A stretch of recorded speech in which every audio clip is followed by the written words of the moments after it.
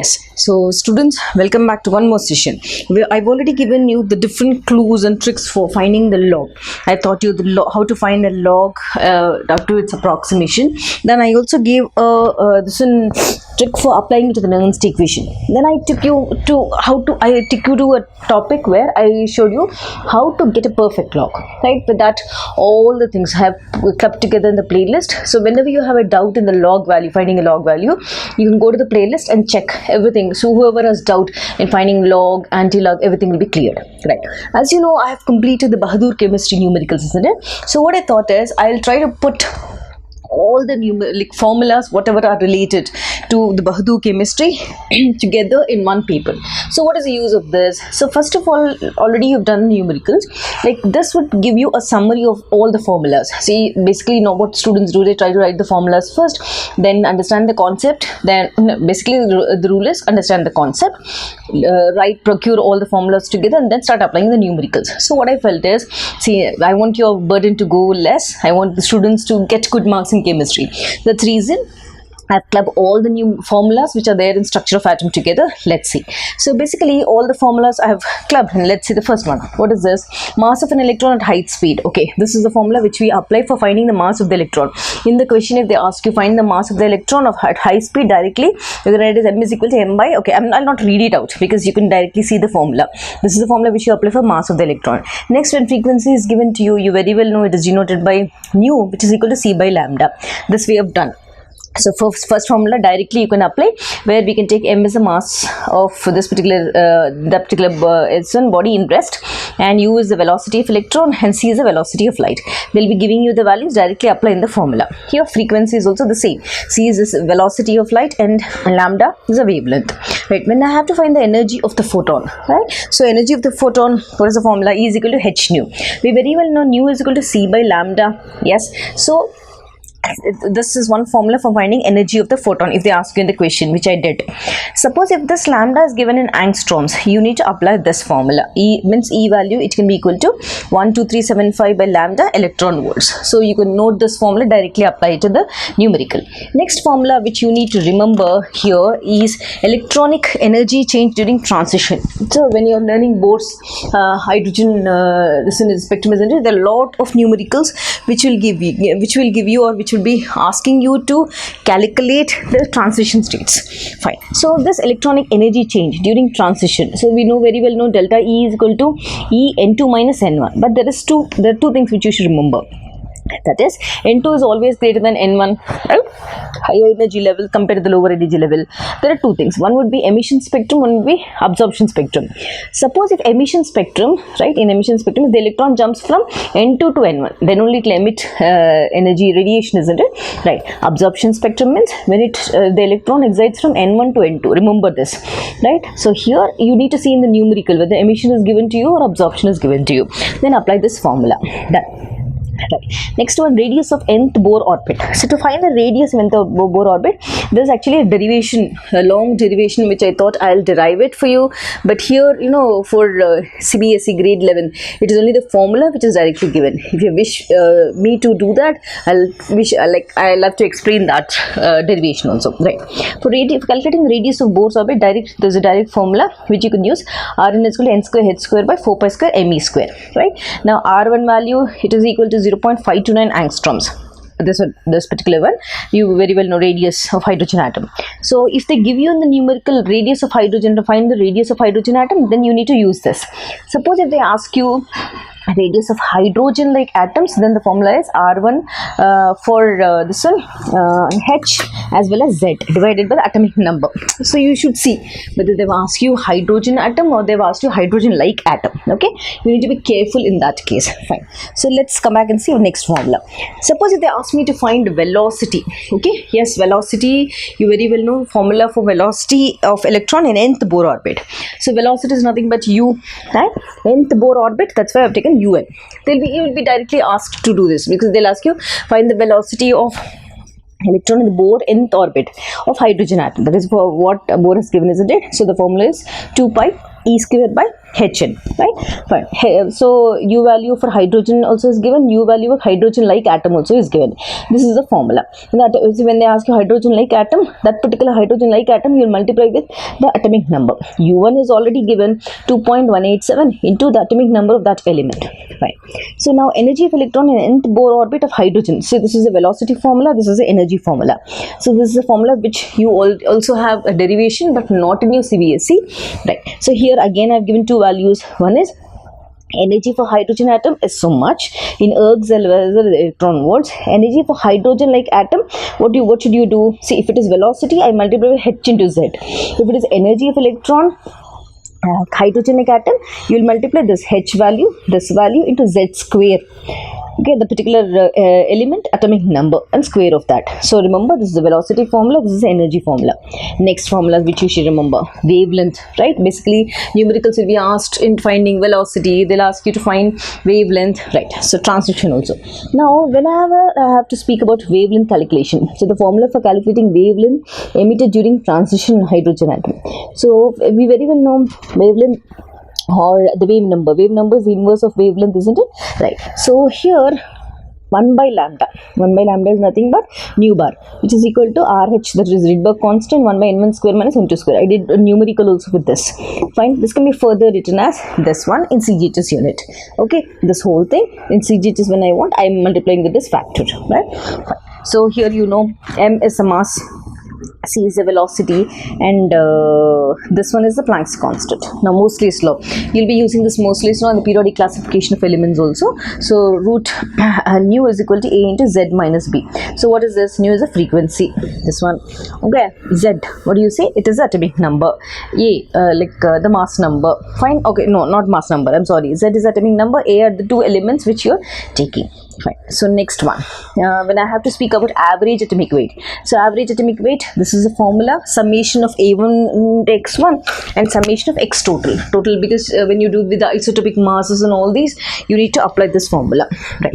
So data will be given directly to you. This is the mass number, this is what is existing, you need to just apply in the formula. Now photoelectric effect formula. So photoelectric effect, we have already seen the concept. There you'll be I showed you the concept how will the ray enter.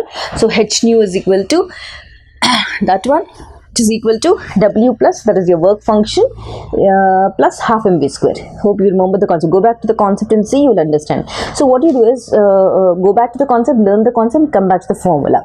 Right. H nu is equal to the work function plus half mv square. So as I say, H nu is equal to ionization energy plus kinetic energy. Ionization energy is this one, which varies with different metals. Half mv square is this one. So possible transition, next formula, possible transition for a jump from N2 to N1. So what is a possible transition? If they ask you, find the possible transitions in the particular numerical, then you need to take this formula, summation of N2 minus N1. Okay. So this is one formula for finding the possible transitions, because this word will be given in the numerical directly. Right. Let us see the next formula.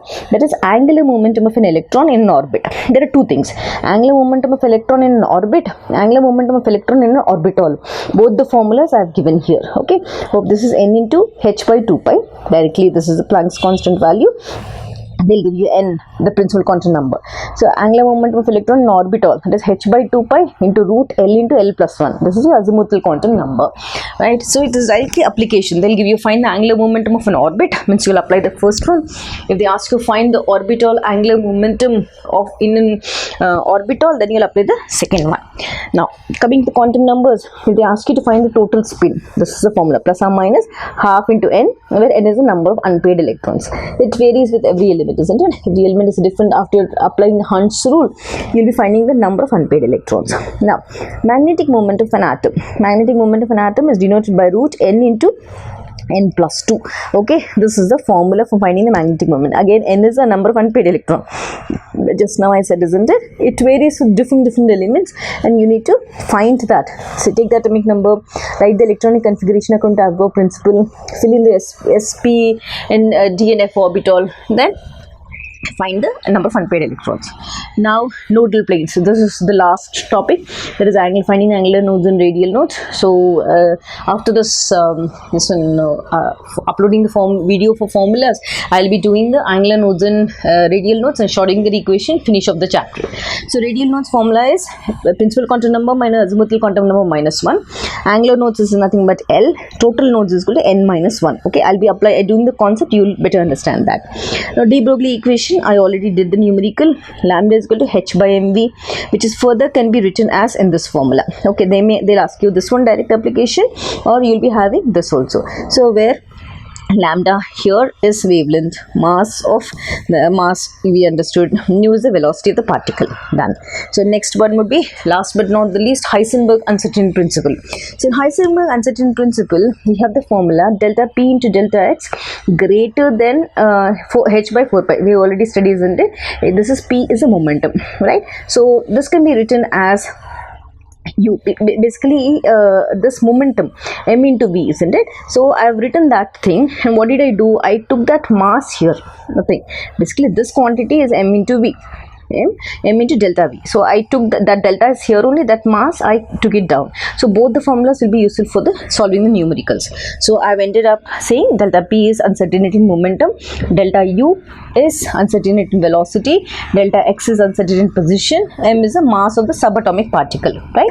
Fine. So both the formulas can be applied if they ask you to find the Heisenberg uncertainty principle. They may see h is Planck's constant, 4 into 3.14 pi value, right? They may ask you to find this one, they may ask you to find this one, or they may ask you to find this one. Either way, this is a formula which you can directly apply. So students, these are the formulas which are there for in your structure of atom. Hope all the numericals are clear, and I expect you all to practice the numericals and come back to me with doubts. Thanks for watching. Stay connected. So note it carefully, one after the other, so that it's easy for me to solve the numericals which are prescribed for your exam. Done.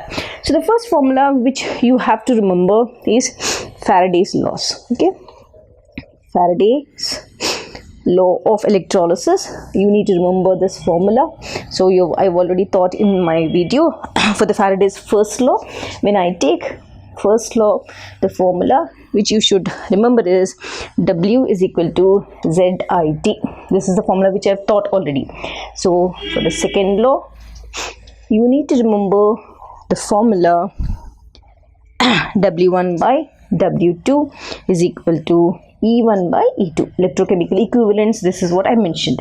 So if you have any doubt, we can go back to the electrochemistry chapter in the playlist, and you can find the explanation for this. Done. After that, after Faraday's first and second law, let us go and write the next formula, which is very important in electrochemistry. That is your formula for conductance. So when I have to learn the formula for conductance, right, it is, we can learn it as conductance is inversely proportional to resistance. Done. Right. Now if I have to represent, or if I have to learn the formula for the third formula for specific resistance, specific resistance, so which is represented by rho, right, which is equal to R into A by L. I've explained this also, right? I'm just mentioning the formulas here. Now, the L by A is a cell constant, which you've already learned. Done. Suppose if I have now the same thing here in this condition, if you have to take L is equal to 1 centimeter, A is equal to 1 centimeter square, then R will become equal to rho. R will become equal to rho. Right. Let us remember the next formula. Specific conductivity. Okay, specific conductivity is the next formula which you have to remember. Specific conductivity, it is denoted by kappa. Yes. Now what is the formula? Kappa is equal to 1 by R into L by A. Done.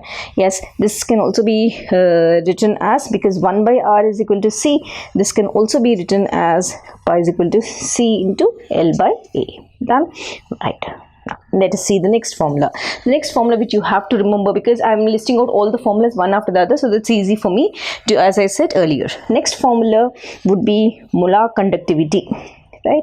So for molar conductivity, when I have to see, it is denoted by, or this one of the conducting power of all the ions, I can denote it by or represent it by molar conductivity, which is, or it can also be written as mu, which is equal to into 1000 by capital M. Done. Now here capital M is a concentration in mole per liter. Done. Yes. So that is nothing but molarity of the solution. Nothing, isn't it? Yes. Now let's come back and see the next formula. Next formula which we are going to learn is equivalent conductivity. Equivalent conductivity. Done. Which is denoted by lambda EQ, or it can be denoted by NIQ, is equal to K into 1000 by C equivalent. It is nothing but normality. Okay, here it is molarity, here it is normality. Right, now let me come back and teach one more. Suppose if I have to learn, now which formula is this? This is 6th. Let me teach you, recollect the 7th formula which you need to remember. Suppose if you are speaking about D by Huckel Onsager equation. D by Huckel-Onsager equation. If I have to learn that, the formula which you should remember is mu is equal to mu infinity B into C. Now what is mu here? Mu is the molar conductance at infinity. Now B is a constant here and C is a concentration. Right. Now let us write one more formula. Suppose if I have to write Kohlrausch formula, Kohlrausch law of independent migration of ions, independent migration of ions. If I have to write this formula, how do I write that? The formula for this is molar conductivity at infinite dilution. Suppose if you are taking AB, okay, right, here it can be like it's combination of a cation and an anion. Here I am going to take my molar conductivity of cation plus the limiting molar conductivity of anion. This is the formula. Right, now what is this? This is the molar conductivity of cation A, molar conductivity of cation B. Done. Now suppose if I take further applications of Kohlrausch law, there are different formulas which we will be using. So when I go with the applications of Kohlrausch law, the formula which I be using is, suppose if I need to find the limiting molar conductivity, it can be written as limiting molar conductivity. Okay, let me write that. Limiting molar conductivity for certain elements. Suppose I given you acetic acid like that. So limiting molar conductivity, anything. It can be sodium acetate, anything. You'll write it as mu infinity. For acetic acid, if I take an example, CH3COOH, right, is equal to mu of infinity CH3COO minus, right, plus mu infinity H plus. This is for finding the particular given example. So there's one more formula or one more application. Let me write that. This particular formula is used for finding degree of dissociation. These all come under applications, degree of dissociation. Right. So the degree of dissociation is denoted by the formula alpha is equal to mu C by mu infinity. Okay. This is what molar conductivity at certain concentration by okay, let me write this. What is this? Mu C is molar conductance at any concentration. This is molar conductance at infinite dilution. Now let me take one more formula which you have to remember. Suppose if I have to calculate solubility of a sparingly soluble salt. Okay, let us write that. The formula is solubility of sparingly soluble salt. Then I need to write the formula which is represented by not EQ is equal to K into 1000 by S. This is what is important for you all. Now, next, further, if I have to learn, let us take out this page and come back to the 9th formula. Suppose if I have to write further, learn the formulas left over, because Kohlrausch law I've learned, I've learned molar conductivity and everything. Now, suppose if I have to write or represent the NHE, let us come back to now electrochemical cells. So the concept would be now electrochemical cells. In this, you'll be learning about Nernst equation, everything. Under electrochemical cells, the formula which you have to represent or remember is NHE. What is NHE? NHE is normal hydrogen electrode. For normal hydrogen electrode, the cell notation would be platinum, hydrogen at atmosphere, this is H plus 1 molar concentration. This is for NHE. Suppose if you are representing it for a calomel electrode or hydrogen electrode, like that. Suppose hydrogen electrode is standard hydrogen electrode which we are going to take. For that side, the standard hydrogen electrode we have already learned also in the videos where the for SHE you're going to take it as a standard, where the voltage is given as 0.00 volts at all temperatures. That is SHE. Further, for calomel electrode you will be taking mercury as the main this one. Calomel is commonly called as mercury chloride. Calomel means mercury chloride. You will be taking that also, right? Now next formula which you have to remember is electrode potentials. Okay, electrode potentials. So for electrode potentials, when you have to learn what is the formula, you have to remember both oxidation potential as well as reduction potential. Done? Yes. So you have to remember one important thing. E oxidation is equal to minus E reduction. You have to remember this formula. I'll be applying this in different numericals which I'm going to teach you later in very just 5 or 10 minutes. Yeah. When I have to speak about this one, right, in terms of standard electrode potential, then let me write that also. Standard electrode potential. So on the standard electrode potential, how can I write? Let me underline this. Standard oxidation potential. Standard oxidation potential is equal to minus standard reduction potential, RP. Okay, done. When I write this, basically just giving you to memorize all the things. Done. So when I have to write when I have to calculate the cell potential, means the electrode potential, right, the standard EMF. Now let us write that as standard EMF of a cell. How is it represented? It is represented by E0 cell. Okay, standard electrode EMF of the cell, electromotive force of the cell, which is represented by E0 reduction minus, I can also write like this, E0 reduction, which is equal to 1.1 volts, which is at 25 degrees. At 25 degrees centigrade. Okay, that is your this formula for calculating E0 potential. Now let me see the 11th formula which I have to remember before you this one. You can also write, or when it's asked for calculating, if they ask you to calculate EMF of the cell, from this only I am deriving calculation of EMF of a cell. Calculation for EMF of the cell, the formula which I have to remember is E0 cell is equal to E0 cathode, which I've already taught you, minus E0 anode. Done. This is also over because I'm summarizing all the formulas one after the other. Right. Now after this, suppose if they ask you to write the formula for Nernst equation, let us write the formula also because you'll be getting numericals on that. So what is this number? Number which I have mentioned it, 12. Right. For the Nernst equation, Nernst, let me write the spelling first. NST. Right.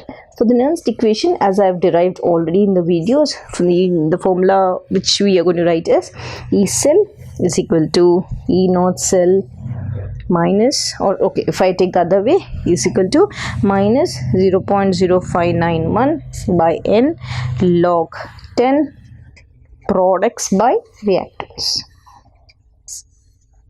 This is the formula for Nernst equation which I'll be using in the numericals. Done. Suppose if I have to study the applications of Nernst equation, again you have formulas here, applications of Nernst equation, you have formulas to be applied. You need to be very careful here. Now for calculating the pH, I can use Nernst equation for calculating the pH. The formula is pH is equal to E cell minus E0 reference cell by 0.0591. This is the first application formula for calculating pH. Suppose if I have to calculate or measurement of equilibrium constant, I need to measure or measurement. This is used to measurement of equilibrium constant. So equilibrium constant is denoted, if in the numerical they ask you the formula for calculating equilibrium constant. Like if I have to derive from the Nernst equation, because from the Nernst equation I finally find that thing. How will I write? E cell is equal to E0 cell minus 2.303 RT by NF log K. This is your thing, right? So further, if you simplify this, I can also write this as E cell is equal to E naught cell minus, when I multiply 2.303 R, T and F and everything, I get an answer of 0.0591 by N is already there because number of electrons that I can't predict like this, isn't it? Done. So this is your formula. Now further, if I have to write or learn the formulas, okay, this is done. Let us write one more formula which you need to remember. When I have to go and memorize the formula for the exam, what is the next thing? You need to remember the formula for the relationship between cell potential. Okay, cell potential, the formula would be E naught cell, okay, comma, free energy, which is denoted by delta G, and equilibrium constant, that is denoted by K. If you have to remember the formula, suppose in the numerical they've given you this, you need to remember the formula. All the things which are related, the formula which is related is E naught cell is equal to minus 2.303 T by NF log Kc. Okay, this is the equilibrium constant. All are there, right? Now next, before I said there gives free energy also, you should remember. So let me write that formula. Delta G naught is equal to minus 2.303 RT log Kc. Let me see relation between cell potential, okay, free energy, okay, then equilibrium constant KT. All are related with these formulas. Done. Suppose if you have one more formula to remember, what is the next formula?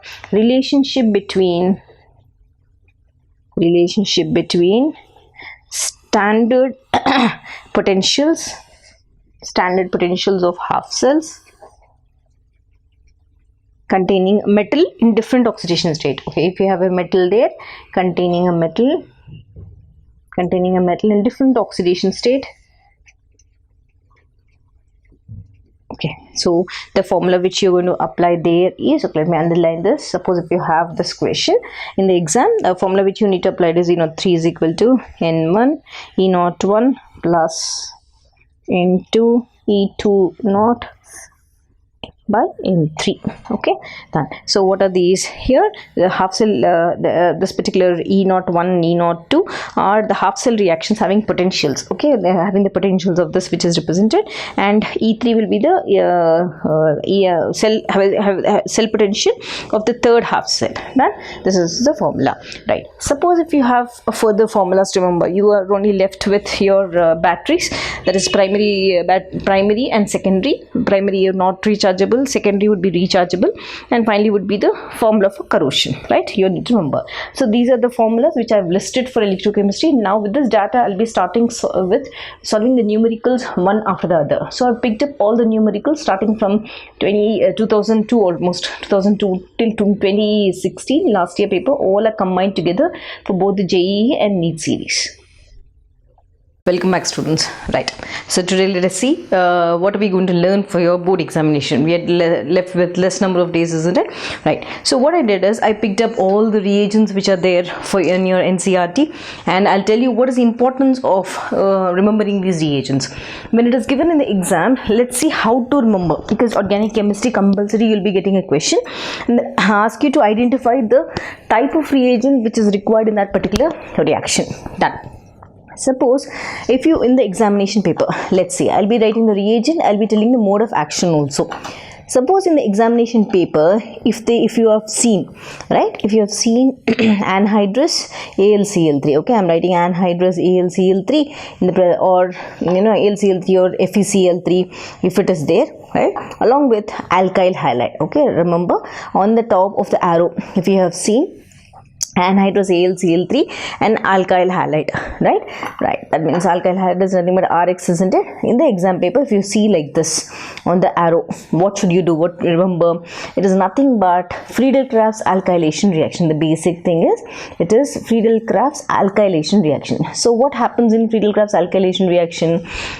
We very well know this particular Friedel-Crafts alkylation reaction is used to convert an aromatic ring. That means when you have an aromatic ring like benzene here, or if you have an aromatic ring like chlorobenzene, right?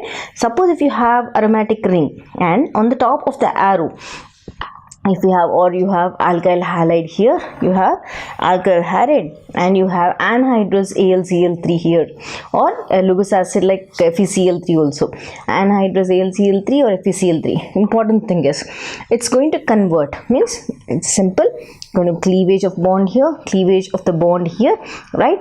So this is going to, this R can be alkyl group, so you'll be getting R here, here also R. Okay, alkyl this is done. So here two products you'll get, one as ortho position alkyl group, one more you will get as a para position alkyl group. So the para product is always the major product, isn't it? What is the name of this? This is 1-chloro 4-methyl benzene. 1-chloro-4-methyl benzene is a major product. Done. So that means whenever anhydrous AlCl3 or in the presence of that is anhydrous AlCl3 in the presence of alkyl halide is given, the reaction which you have to do is Friedel-Crafts alkylation, and these two are the products. You will be getting R. Here R can be methyl group, it can be ethyl group, like that. Done, students? Now suppose in the exam paper if you have found to see acyl halide and you're also seeing anhydrous AlCl3 with that. Okay, acyl halide means what? RCOCl is acyl group. This is the acyl group, isn't it? Now that if you observe these, nothing but AR, okay, let us write RCOCl in the presence of AlCl3. That the type of reaction is called Friedel-Crafts acylation reaction, isn't it? Friedel-Crafts acylation reaction. Acylation. What happens in Friedel-Crafts acylation reaction? Here there is a conversion or introduction of an acyl group in the benzene ring. Here what do we write? RCOCl in the presence of anhydrous AlCl3. Correct? Right? There is a cleavage of the bond here. What do you get? You are going to introduce acyl group into the benzene ring, COCH3. Done? Yes. Now suppose in the same thing if you have with chlorobenzene. Okay, let me move the paper above. Yes, suppose if I have chlorobenzene here and if I have RCOCl, what do you have? You have a Lewis acid, that is anhydrous AlCl3. Where is the cleavage of the bond? Cleavage of the bond is here, isn't it? So which group are you introducing into the chlorobenzene? Listen, you're going to introduce just see here RCO group, where you'll be getting two products. Chlorine is here only, and you're going to link it with COR. One product at the ortho position, one more product you'll be getting at the para position, COR. Always remember para is stable, isn't it? What is this? This is called 2-chloroacetophenone, and this is called 4-chloro, because you start from here, 4-chloroacetophenone. Which is a major product? This is a major product. Done? Yes. Suppose in the exam paper, now remember, if you see this is alkylation, if you see RCOCl, acylation, you need to introduce which group here? In acyl you will be introducing COR, in alkyl you will be introducing alkyl group. Done. Suppose in the exam paper, yeah, if you have observed there is a presence of acetic anhydride. So acetic anhydride, okay, acetic anhydride, how do we write acetic anhydride? Acetic anhydride is nothing but CH3CO taken twice. This is acetic anhydride. Then also what are you going to do? You are going to just see here. How is it written? Basically this is CH3CO, you're linking with one more oxygen, COCH3, isn't it? This is acetic anhydride, right? So there's a cleavage of the bond here. Suppose if this is present and if you have a benzene ring, right? Same thing, acetic anhydride, you will be cleaving the bond here, and which will get attached, this will get attached to the benzene ring. So what have we introduced? Which group have we introduced? We have introduced acyl group. So that's why this is also, this type of reaction is called Friedel-Crafts acylation reaction only. Friedel-Crafts acylation. Hope students. So three things I have told you with anhydrous AlCl3, with alkyl halide, anhydrous AlCl3 with acyl halide, and acetic anhydride. Done. That's over. Now next important thing, in the exam paper, suppose if you have seen the presence of concentrated sulfuric acid, always remember concentrated sulfuric acid, what type of reagent is it? Concentrated sulfuric acid is a dehydrating agent. Dehydrating agent. What is dehydrating? Let us write dehydrating agent. What is dehydrating agent? D means removal, hydrating means water. It's going to remove water from that particular alcohol. Okay, so what does it do? So whenever you see concentrated sulfuric acid, suppose which dehydration, it helps in the dehydrating agent of alcohols. Remember, so concentrated sulfuric acid means dehydration of alcohol, will be showing that. Here again you have two conditions which you have to remember. So you have to be very careful with the temperature. Suppose if I have an alcohol like this, done. If I have a dehydrating agent, concentrated sulfuric acid means dehydrating, that is nothing but removal of water. I have concentrated sulfuric acid, done. Here also I have concentrated sulfuric acid. Now only difference is, here if the temperature is 443 Kelvin, here the temperature is 413 Kelvin. Remember, in the presence of a dehydrating agent, what is removed? Water is removed. So 1 H from here, 1 OH from here is removed. Again 1 H from here, 1 OH from here is removed. So what do you get? At 443 Kelvin you will be getting an alkene. Okay, this bond is going to shift here. Done. At 413 Kelvin, yes, if I take this 2 moles of this, we will be getting an ether. Symmetrical ether we will be getting. 2 moles of this. So concentrated sulfuric acid, what is the product? It's going to take out water. It's going to dehydrate water from alcohols, forming an alkenes and ethers. Done? Remember. Now let us take one more reagent. Suppose in the exam paper, if you are seeing, which one is this? Fifth one. Suppose in the exam paper, if you are seeing anhydrous ZnCl2 in the presence of concentrated HCl, what is the type of reagent this one? This reagent, anhydrous ZnCl2 with concentrated HCl, is called which type? It is called Lucas reagent, isn't it? So Lucas reagent, always remember, at room temperature, we'll be testing it with room temperature. At room temperature, what happened?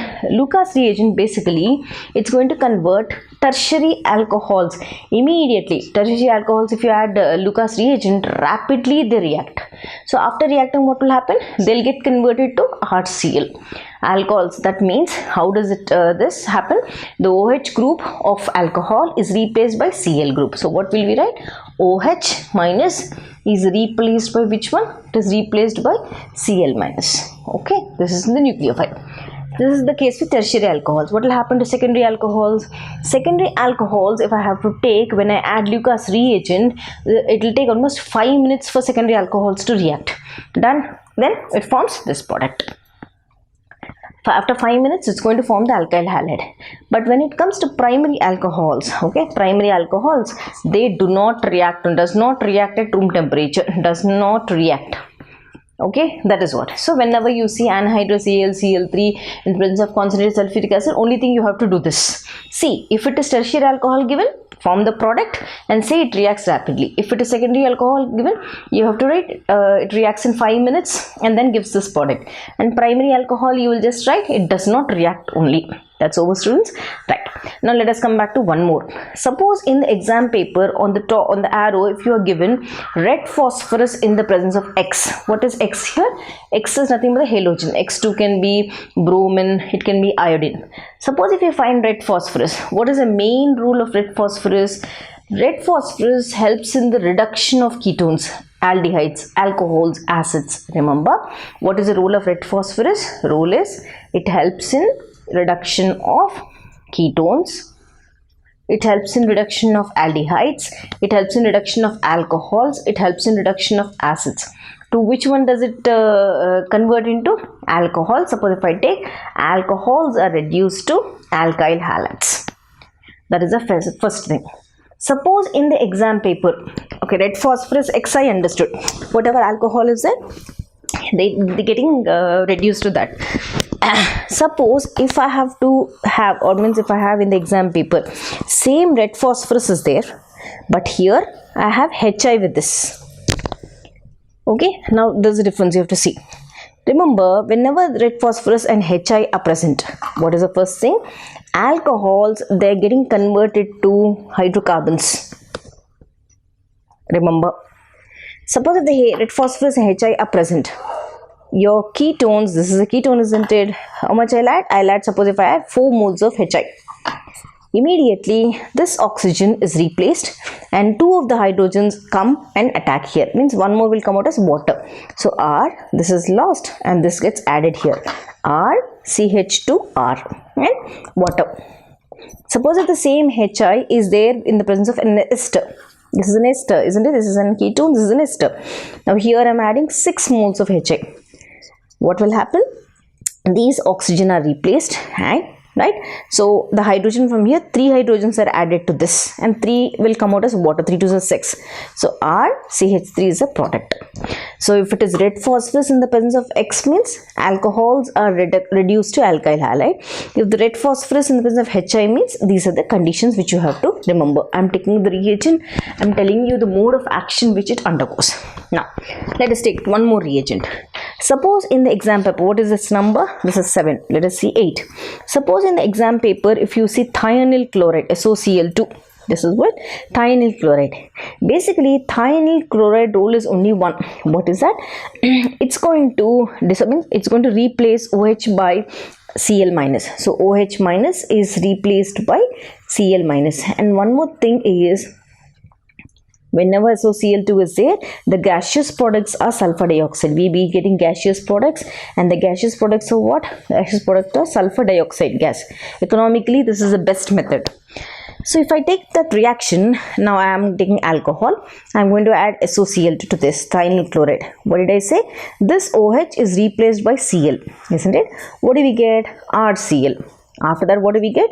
We said sulfur dioxide gas will evolve out, and after that, what is the other thing? HCl also. See here, SO2. The sulfur dioxide gas, HCl also will come out. So 1 Cl is replaced by OH and 1 Cl comes out. This is the reaction. So sulfur dioxide means replacement of OH by Cl minus. The nucleophile gets replaced, isn't it? Yes, students, done. Now, suppose in the exam paper, I have 2 more things. What are they? Just see this. In the exam paper, if you find, let me write it as in the 9th one. In the exam paper, if I see on the arrow presence of chlorine in presence of ultraviolet light. The same thing in the exam paper, 10th one, if I see bromine in the presence of carbon tetrachloride. This is chlorine in the presence of ultraviolet, bromine in the presence of inert solvent, that is carbon tetrachloride.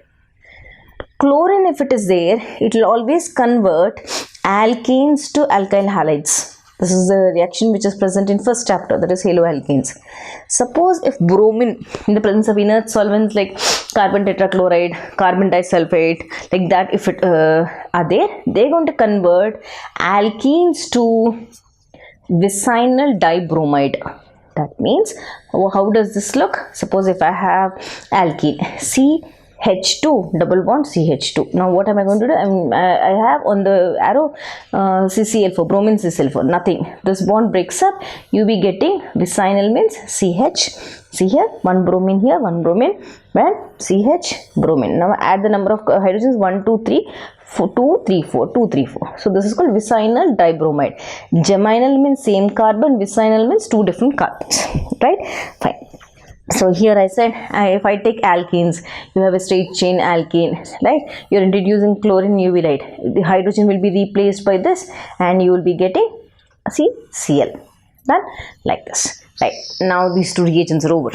Suppose in the exam paper, if I have, let me take the 11th one. If I have sodium iodide as a reagent, okay, done. So basically in first chapter you have 2 types of this one is the reagents. If you have sodium iodide, and let me take the 12th one, if I have silver fluoride, okay, sodium iodide is 1 and silver fluoride is 1, right? Remember, whenever sodium iodide is there in the reagent, means if it is there in the reaction, what type of reaction are we going to do? We are going to or name this reaction as Finkelstein reaction. Finkelstein reaction. Okay, now suppose if AgF is there, the type of reaction which we call it as Swards reaction. What is this called?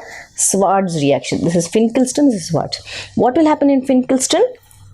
alkyl halides are getting converted to, because here in this present alkyl halide are converted into alkyl iodides. In Swards, alkyl bromides are converted into alkyl fluorides. Remember, here this is getting converted to alkyl iodide. The last halogen in Swards, bromide is getting converted to the first halogen. This Swards reaction. This is done, students, right? Now let's see one more. Suppose in the exam paper, what is the name earlier one reaction? It is 13. Now let me take 13 and let me take 14 also here. So in the reaction, if you have dilute HNO3, what should you do, or what will happen? If it is concentrated HNO3, what will happen? Done. If it is dilute HNO3, remember, simple. Dilute HNO3 converts phenol into two products. What is that? It's going to convert phenol into orthonitrophenol and paranitrophenol. Okay, right? So what is that? If it is dilute HNO3 in the if it is there in the reaction along with phenol, it's going to convert into orthonitrophenol and paranitrophenol. Done? Yes. Suppose if there is concentrated nitric acid. Concentrated nitric acid, it replaces immediately all the three positions, that it's going to form 2,4,6 trinitrophenol. How does it look like? Means if I have phenol, OH, if I have dilute HNO3 here, it's going to form two products. What is that?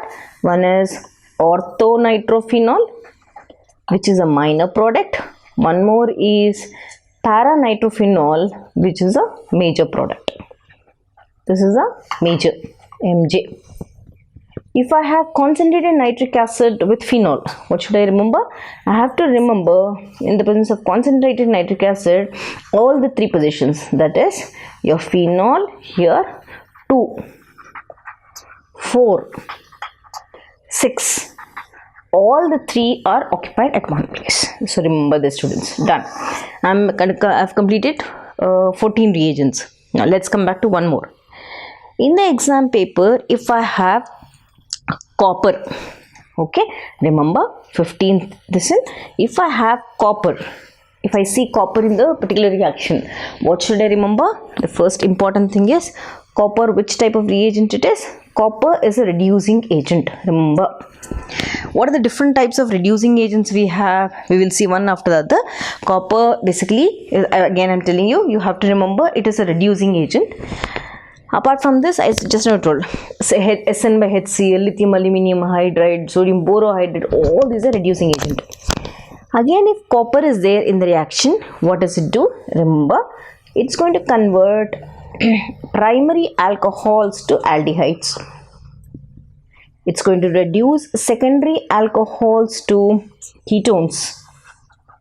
It's going to reduce tertiary alcohols to alkenes. Remember this. And students, right? Primary alcohols to aldehydes, secondary alcohols to ketones, tertiary alcohols to alkenes. Hope I am clear. Now we will see one more. Suppose in the exam paper, if I have this one, what should I do? 16th one. In the exam paper, if you have aqueous sodium hydroxide, okay, aqueous sodium hydroxide, or like aqueous KOH or moist silver oxide, like that. Let me show you with aqueous sodium hydroxide. Aqueous. So let's see, students, now what happens when aqueous sodium hydroxide is there in the reaction. So basically here, let us compare with one more. So in some cases, let me write the 17th reaction. In some cases, you may have aqueous sodium hydroxide or aqueous potassium hydroxide or moist silver oxide. Okay, so what is its role? Let's see. Here, when aqueous sodium hydroxide is present, nothing, simple it is. It basically converts your chlorobenzene. Okay, chlorobenzene is this, isn't it? It's going to convert chlorobenzene to phenol. It's going to convert chlorobenzene to phenol. How does it do? Basically, just see here, NaOH is here. Okay, aqueous is a cleavage of the bond. NaCl comes out and OH is replaced. right? Suppose the same phenol, further if you are introducing sodium hydroxide aqueous to this, what happens? It's going to form an intermediate that is called sodium phenoxide. Plus water is out. Sodium phenoxide and water, this water is out. Done. This sodium phenoxide, again we can write it in two ways. One, if the sodium phenoxide is treated with carbon dioxide and H+, the same sodium phenoxide is treated with Rx. This sodium phenoxide, if you are treating with carbon dioxide in the presence of acidic medium, see here, this carbon dioxide, whatever is it, it's get introduced into this part. There's a cleavage of the bond here. Okay, there is a cleavage of the bond and H goes and attacks here and COH forms it. Just see here, you get phenol COH. What is the name of this compound? This is called salicylic acid. Same Rx when you introduce NaXS1 and you get a product that is ROR. Suppose if you have aqueous sodium hydroxide or aqueous KOH or moist silver oxide. Remember, the moist silver oxide converts alkyl halides into ethers. How we will see? Suppose if I take an alkyl halide C2H5Br plus Ag2O plus Br C2H5. I am taking basically 2 moles of this. See here, this Ag 2 moles and this Br comes out as AgBr. What is left? These two along with this and this is linking to form an ether, symmetrical ether, diethyl ether, isn't it? Yes. Now, suppose if you have 1 mole of alkyl halide, what will happen? We will see. This is 2 moles. Let us take 1 mole of this. But what is the role of moist silver oxide? Basically, they do the hydrolysis process. It's nothing. Moist, this one does, what does it process do? It does hydrolysis. Okay, right. Suppose if you have you have only 1 alkyl halide and you're going to add that silver oxide. Let's see what will happen. Basically, before this I said it undergoes hydrolysis, isn't it? Silver oxide combines with water and what does it form? It forms silver hydroxide. Now this silver hydroxide is going to react with this alkyl halide. It is like this, Br plus AgOH. What do we get? We get AgBr out, so C2H5OH plus AgBr.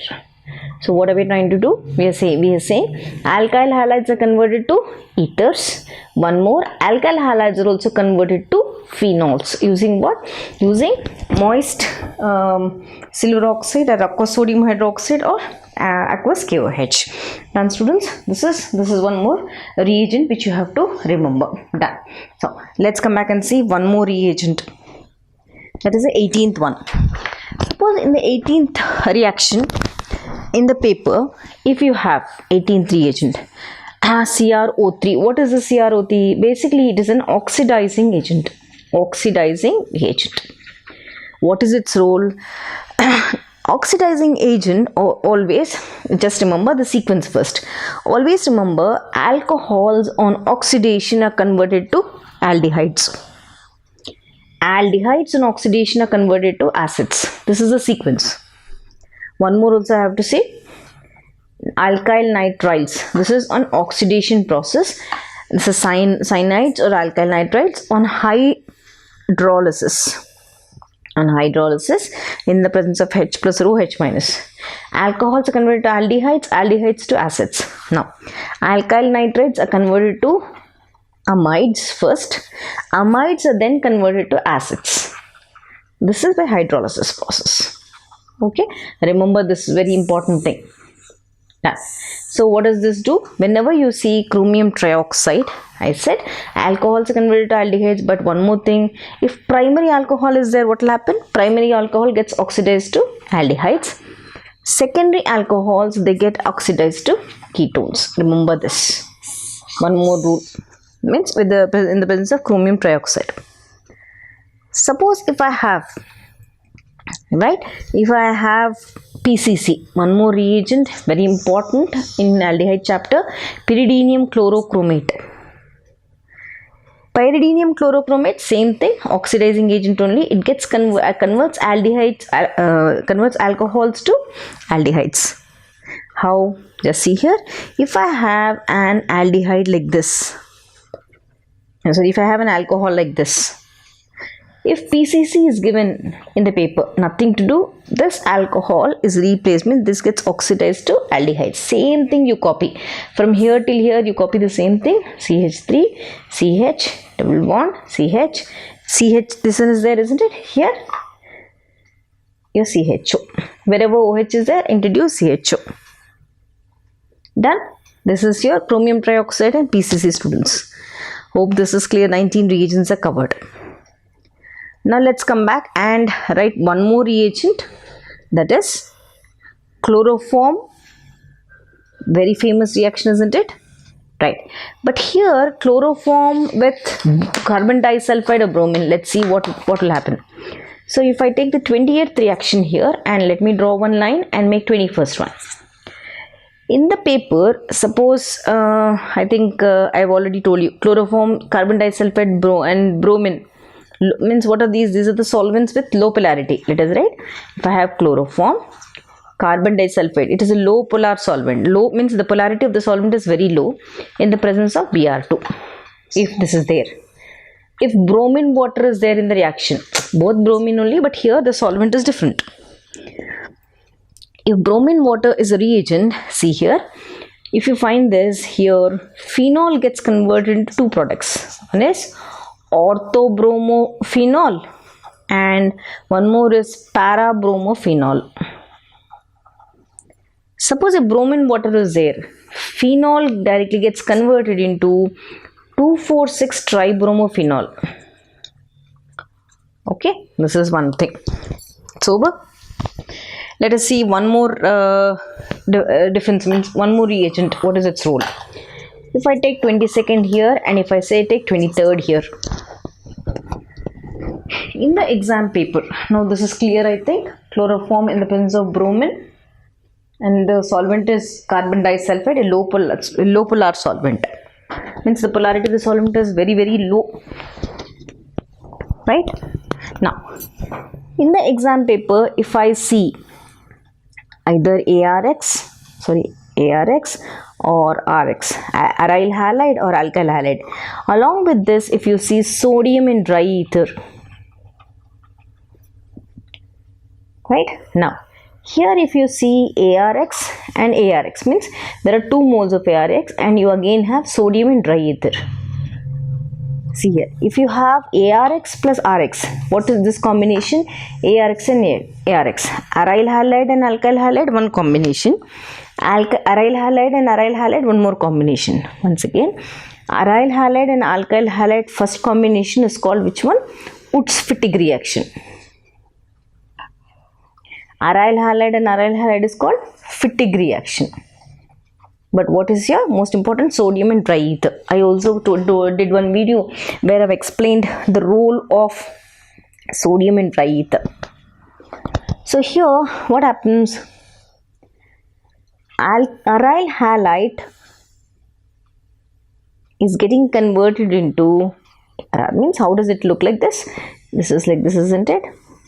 Na in dry ether plus Rx. This comes out as NaX and you get Ar linked. Here in this case, Ar, aryl halide, sodium plus aryl halide in this way. You take out NaX, you get 2 aryl halide rings. Done? So this is Wurtz-Fittig reaction, this is Fittig reaction. Now one more we will see. Suppose in the exam paper you have RMgX, very important. RMgX is what? It's Grignard's reagent, isn't it? RMgX is Grignard's. Grignard's reagent, basically they help in, means they show addition reactions. They add to the given aldehyde or ketones and undergo hydrolysis and further give respective alcohols. Remember, if you see RMgX, first important thing is formaldehyde gets converted to, undergoes addition, means this undergoes addition with RMGX, forms primary alcohols. Acetaldehyde, they form secondary alcohols. Ketones form tertiary alcohols. Correct? Formaldehyde gets converted into primary alcohols. Aldehydes get converted into secondary alcohols, and ketones get converted into tertiary alcohols. 24 reagents are done, students. Right. Now let's come back and see one more type of reagent. Right. So 24, no, let us write 25th reagent. In the 25th reagent, suppose if you are finding acetic anhydride. Right. Let us see what is that. If you find acetic anhydride, what is acetic anhydride? This is CH3CO taken twice. CH3CO taken twice. Oh, this is acetic anhydride. Same thing if you find acetic anhydride in the presence of pyridine. Let's see the product. If acetic anhydride is there, this is going to convert the phenolic group, functional group, into, means the phenolic group is replaced by OCOCH3. Done? Yeah. Let's see the reaction. I have COH and OH. Now I told you we are introducing acetic anhydride. How is this? CH3CO taken twice O. How does this look? Basically, this looks like the CH3CO, O, CO, CH3. Where is the cleavage? There is a cleavage here. This OH group is replaced by this group. Yes, this is a group. What do we get? We get COH plus OCOCH3. Right? OCOCH3. Done. Now, what else is there? There's this H here that comes out with this as acetic acid. So, let us take this one, this cleavage here. This is perfect. OCOCH3, acetic acid. Suppose if pyridine is there, nothing. Here, what are we doing? We are going to use this. It protect. What does it do? The role of this is it's protecting amine group by acetylation. Whenever you have to, because aniline does not undergo Fieldcraft acetylation directly, so we will be protecting aniline from this, from amine group by acetylation. So it protects amine group by acetylation. How does the reaction look? Basically, you are going to take amine, that is nothing but the aromatic amine, that is aniline. Okay, you are going to take aromatic amine, that is aniline. And when you introduce this, I want to take aniline, and when you introduce acetic anhydride to that in the presence of pyridine, like this, if it is, you will get this group. But if you have in the presence of pyridine, I said this group is blocked, means it's protected. What do you get? You get an H and C double bond O CH3. Further, when you introduce bromine in the presence of acetic acid, right? Now NHCOCH3. If you have along with acetic acid bromine, this bromine is introduced at the para position. It is para directing, isn't it? So NHCOCH3 and your bromine is here. Further, if you are OH minus means of H plus, where is the cleavage? There is a cleavage of the bond here. What do you get? You get a product that is NH2PR. This is 4-bromo-aniline. 4-bromo-aniline. This is the product, right? Just see here. Bromo group is here. There is a cleavage of the bond. H goes and adds here. CH3COH comes out with this OH. With this OH, the acetic acid comes out. So this is the reagent, students. So this is the 26th one. Remember this. Done. Let's see one more. Suppose now which one we have seen? We have seen 26th one. Let's see the 27th one.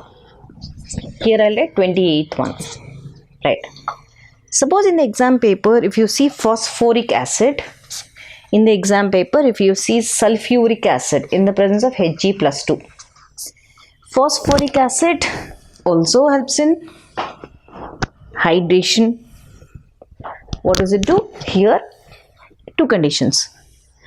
If an secondary alcohol is taken and if we have phosphoric acid, 85% of this, then secondary alcohols converted to alkenes.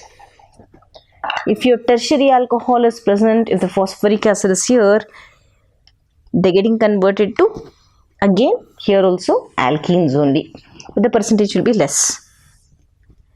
If I have sulfuric acid in the presence of mercury, this also helps in hydration only. What does it do? This converts alkynes to ketones. I hope you remember this, students. Hydrating agents. Done? Now, let me take one more. In the paper, if you find, let me take this as 29 and let me break this and make this 30. In the exam paper, if you have calcium oxide and soda lime. In the exam paper, if you have sodium amide and instead of soda lime, you have sodamide in concentrated ammonia. See the difference in products. Whenever you have soda lime, the reaction is called a decarboxylation reaction. Decarboxylation reaction. Remember this. If you have sodium amide or sodamide in concentrated ammonia, then this type of reaction is called a dehydrohalogenation reaction. Dehydrohalogenation reduction. Basically, this is decarboxylation reaction and this is dehydrohalogenation reduction. Here what will happen? Sodium salts of carboxylic acid. Sodium salts of carboxylic acids are converted to alkenes. But what is here? Here you will be getting one carbon less alkene. Here, basically NaNH2, what is its role? It deprotonates. Means it deprotonates alkynes, alcohols. Dehydrohalogenation means it will remove hydrogen as well as halogen. By what? How does it do this? By deprotonating what? Alkynes and alcohols. Okay, 30 are over, isn't it? Let's see some more. Now let's see the 31st reagent, students. So 30 are over, right? Now next important reagent which you have to remember. Suppose in the exam paper, if you see any of these reagents like Rani nickel in the presence of hydrogen, or if you say palladium in the presence of hydrogen, platinum in the presence of hydrogen, sodium and alcohol, all these are reducing agents. One more is there, lithium aluminum hydride, tin in the presence of concentrated HCl. What are these? All these are reducing agents. What are they going to do? Let's see. Suppose if I have an cyanide or alkyl nitride, if any of these reagents are there, just see here, it will help. I said these are reducing agents. They're going to add one, this bond is broken, one hydrogen is added here and one more hydrogen, like no one more bond broken, one more hydrogen, you get RCH2NH2. Suppose if you have an amide like this, RCONH2, you have the same reducing agent, lithium aluminum hydride here.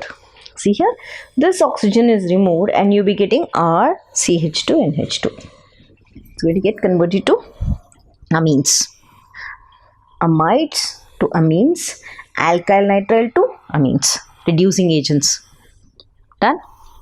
Suppose in the exam paper, if you see zinc amalgam, here you have seen tin and concentrated HCl. If you see zinc amalgam in the presence of concentrated HCl, first important thing, zinc amalgam in the presence of concentrated HCl, which type of reaction is this? This is called Clemenson's reduction. Clemenson's reduction. Remember, Clemenson's reduction. What does it do? It's going to convert ketones to alkanes. What does it do? It's going to convert ketones to alkanes. This is also a reducing agent. This also is a reducing agent, but here alkyl nitriles to amines, amides to amines. Here ketones are getting converted to alkenes. Done, students? Right. There is one more. Now we are talking about reducing agents, isn't it? Now let's see oxidizing agents. 33(1), let us take. Now what are the oxidizing agents? This is alkaline KMnO4 is an oxidizing agent. Chromium trioxide is an oxidizing agent. So chromium trioxide in the presence of acetic acid, this is an oxidizing agent. These two are reducing agents. These are oxidizing agents. What do they do? These oxidizing agents are going to convert aromatic alkanes, whichever aromatic alkanes you take, they are going to convert it to acids. How does it look like? Now I have an aromatic alkane, that is toluene. So when I introduce KMnO4 to this, aromatic alkane gets converted to which one? Acid. Which is COH, acid. And students, aromatic alkanes to acids. These two are reducing agent. This is an oxidizing agent. Now, next thing, let us see one more. 33. Suppose in the reaction, right, if I have, now reducing agents are over, oxidizing agents are over. In the reaction, if I have alcoholic KOH in the presence of sodium ethoxide, and if you have aqueous KOH, now let me make this as 34, aqueous KOH. Here, aqueous KOH, what is this? This is alkaline in nature, isn't it? Alkaline in nature. Now, if you have alcoholic KOH, aqueous KOH, remember, in the presence of alcoholic KOH, this prefers more of elimination rather than substitution. This converts alkyl halides to alkenes plus KBr plus water. It also helps in synthesis of ethers also. Okay, that's also right. Helps in synthesis of ethers. But when it is aqueous KOH, I told this is alkaline in nature, it's going to convert, see here, if I have aqueous KOH like this, KCl comes out and this is going to form ROH. Done? Yes, that's true. Now let's see one more. Many important reagents which you have to remember. So I've listed out if they're similar like this. Let us see one more reagent, that is the 35th one. In the exam paper, if I have AgNO3, so AgNO2, this is very light. In one of the CBSE sample paper also they have given AgNO2. Let's see that. If you have AgNO2 1 and if you have 36th one KNO2 one more, potassium nitrate and silver nitrate. AgNO2 converts alkyl halides to RNO2 plus AgX. Potassium nitrite converts alkyl halides to RONO, ambidentate ligand, plus KX. This is the difference. AgNO2 to alkyl nitrite, this gets converted to RONO. That's the difference. Yes, students?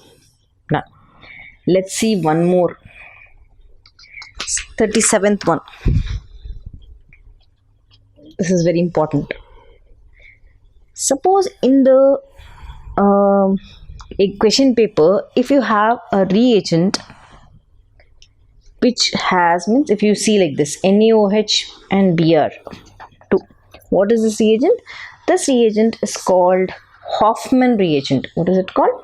Hoffman reagent. What is its role?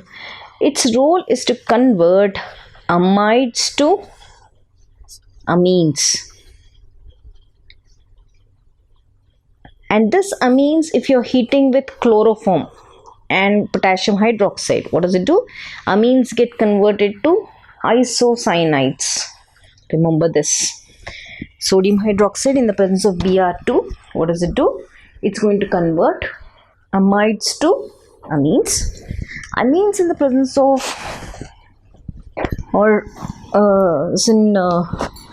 chloroform KOH. One more thing is here.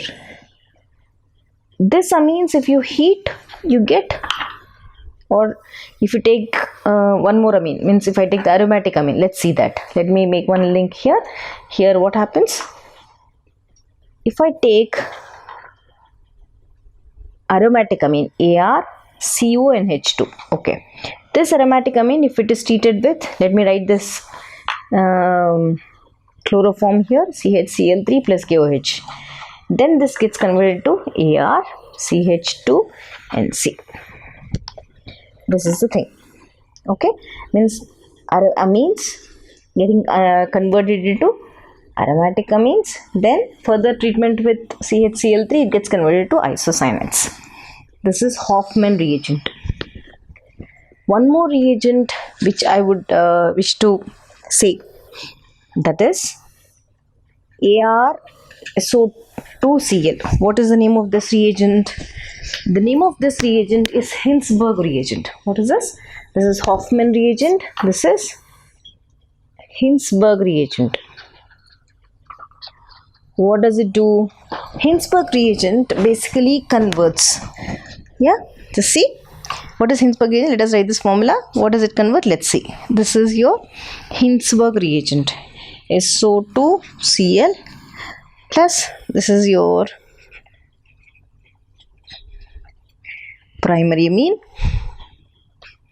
The same Hinsberg reagent, if you take and you are introducing secondary amine, okay, secondary amine means here you have 2 H in secondary amine, only 1 H. What do you get? HCl is out. Here also HCl out. Let me write one product. This converts into SO2 NH C2H4. What is the name of this compound? This is called N-ethyl benzene sulfonamide. N-ethyl benzene sulfonamide. If this is there, in this case, product ring double bond O NR C2H. What is the name of this? NN diethyl. NN diethyl benzene sulfonamide. Diethyl, no, 2 alkyl groups are there. NN diethyl benzene sulfonamide is one more. So this is what you get with Hinsberg reagent. We are almost coming closer. Aldehydes chapter, we are coming off to 39th reagent. Suppose if you have seen Dibal. What is Dibal? Dibal is nothing but isobutyl aluminium hydride, isn't it? Dibal is this presence of water. What does Dibal do? When in the paper they'll give you Dibal only directly. Dibal converts cyanides, or it acts as reducing agent. Cyanides are reduced to aldehydes. Esters are also reduced to aldehydes. Remember this. That is a work of Dibal. Yes, students? Yes. Now, next important reagent, that is Tollens reagent and Fehling solution, isn't it? What does Tollens reagent do? What does Fehling solution do? What does it convert? Let's see. Now, what is Tollens reagent? Basically, Tollens reagent is nothing but ammonical silver nitrate. Correct? Right. Ammonical silver nitrate. So, what does it do? If you see ammonical silver nitrate, what do you see? It is Tollens reagent. Tollens reagent is an oxidizing agent. It converts aldehydes, means aldehydes in oxidation. What does it do? They get oxidized to whatever aldehyde you take, the corresponding acid. Aldehydes gets oxidized to acids corresponding, means acids, no? It gets, or corresponding carboxylate anion. This is Tollens reagent. Suppose if I have one more, 41. I told you, isn't it? Zinc amalgam. I told already. This also you know, students. If you see zinc amalgam in the presence of concentrated HCl, what is the type of this? This is called Clemenson's reduction. Clemenson's reduction. Here in Clemmenson reductions, now aldehydes are oxidized to acids. But this is oxidation. The same thing if reduced. Ketones are reduced to alkenes. Remember, alkenes. So if you see this reagent, simple, ketones, whichever ketone is given, do the reduction process and it's get converted to alkenes. These are the important reactions of aldehydes. Now let's come back to the last chapter, that is amines. Basically, NaNO2 plus HCl. NaNO2 plus HCl, what is it? This one? Whenever you see this, what reaction? This is called a diazotization reaction. Diazotization reaction. Here diazotization, nothing. Basically your aniline is getting converted to BDC, that is benzene diazonium chloride. That means if your aniline is there like this in H2, and if you are introducing NaNO2 plus HCl, what do we get? We get BDC, N2Cl. This is your BDC, N2Cl.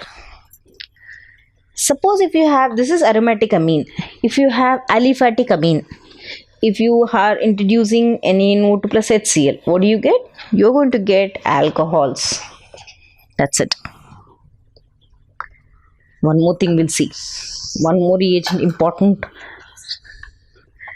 If you have CuCl by HCl, or if you have seen CuBr by HBr, if you have seen CuCN by KCN, what are these? This basically are the reagents used in Sandmeyer's reaction. Sandmeyer's reaction. What does it do? Sandmeyer's reaction, here aniline is getting converted to BDC. In Sandmeyer's, the same BDC we take into Cl. If you are introducing CuCl by HCl, it gets converted to Cl plus N2. If you take same CuBr by HBr, here instead of chlorine you will be getting bromine. Bromine plus N2. Same thing if you introduce CuCN by KCN. CuCN by KCN, you get Cyano plus N2. Hope this is clear, students. This is called Sandmeyer's reaction. Now let us see the 44th one. If you see only copper by HCl or copper by HBr, what is the type of reaction? This is called Gataman reaction. Gataman reaction. What will happen? Nothing. Your BDC, whatever benzene diazonium chloride is there, that's get converted. Means if you have copper in the presence of HCl, this is replaced, nitrogen gas comes out and you get Cl plus CuX. The same thing, BDC is introduced, or it is, you have copper in the presence of HBr. Instead of bromine, this will, instead of chlorine, this becomes bromine. You get N2X plus CuX. Right? So these are the reagents, students. So I've collected maximum of them, how much ever I could. Everything is covered. Try to solve it. Please go through all the reagents, practice them. If anything is left out, I'll be putting or uploading it daily basis. All the best, students. I'll meet you again with next important topic, that is paragraph based questions. All the best. Welcome back, students. Let us start with the nomenclature of your part 1 book. So basically I'm left with the nomenclature, so we'll be doing it starting with the coordination compounds, because this is very important for your board exams. Then we can come back to other chapters. So whenever we speak about coordination compounds, we've already seen what are the important things. In a coordination compound, the first important point is they're always represented in square brackets. That is the first thing. Next we said first thing which is represented here is a metal atom. After that you have ligands, correct? Those ligands transferring the electrons to the metal atom, and you have valency also expressed this here. Now when they ask you, I've already taught you while dealing with coordination compounds, what happens when you have negative ligands like this, when you have neutral ligands like this, how to name them, and when you have bidentate ligands like this, oxalate or what do you say, ethylene diamine, how to name them. All these rules have already given you. So let us see how to write. So in the exam paper, if this compound is given to you, okay, coordination compound is given to you, first important thumb rule is you need to start naming it from the ligand. First rule, once again, start naming from the ligand. Start from here. This is a ligand, this is a number, this is a ligand, this is a number, this is a ligand, this is a number. So start naming it from here. So what is this number? 6. 6 we call, basically it is hexa, isn't it? Hexa. Okay, now what do we have here? Come back. Hexa, how many, which is hexa, which is 6, this ammonia. But what do we call, as I gave you in the table in coordination compounds, this is a neutral ligand, we call it as amine. Neutral ligand, amine, right? Amine. Now what is here? This is called cobalt, isn't it? Metal atom is cobalt. So cobalt. So you're going to start from here, then come to this place and write that cobalt. What is the valence charge given here? It is 3. So charge is represented in Roman number 3 ion. That's it, simple. Let's start with this. Now I've also given one tabular column where I give you bridging ligands, that is oxalate, enolate, means not enolate, the ethylene diamine. Now all these things I've given. So again, oxalate is a bidentate ligand or bridging ligand. So start from here. I said always start from here. Now how many are there? Tri. So 3. Okay, now this is what bridging ligand, this is oxalate. So how do we name this? Go back to the table, don't by heart it. Go to the chapter. I've given you a tabular column how to name negative ligands, positive ligands, neutral ligands, as well as bridging ligands. So this is oxalate, we call it as oxalato. Okay, oxalato. Now come back to this. This is ferrate. Again I'm telling you, please watch the video where I've given you all these names already in coordination compounds. Ferrate, right? You should not write here this is cobalt, here you need to write as ferrate. Then how much is the valency? It is 3, right? Ferrate 3 ion. Okay, let me do this. Now again I need to start from here. How many cyanos are there? Tetra. Okay, tetra. What is this? Negative ion. So just like as I said, chloro, bromo, iodo, cyano. So negative ligands always are represented by O, right? So go back to the table again and watch it. This is cyano. So this is cyano. Tetracyano. Right. After tetracyano, next what is this metal atom? Nickel. So ferrate, nickelate. So come back. It should be written as nickelate. So NiCkelate, nickelate. Now what is the charge on this? 2. This is ion. Okay, let us do some more.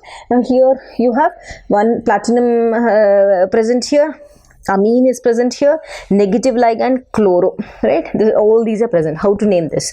Now I said start with this. Now according to the alphabetical order you need to go. So this is A, amine. So start from here, alphabetical order. This is chlorido. This is basically your this is always a difference here. If you have single chloro, now this is Cl2, isn't it? Then we add IDO, chloro, that it becomes that you change the last suffix into IDO. One rule I've already explained. That's the reason I'm again mentioning. Go back to the chapter, what's the this is naming of that table, and then come back. This will be very easy.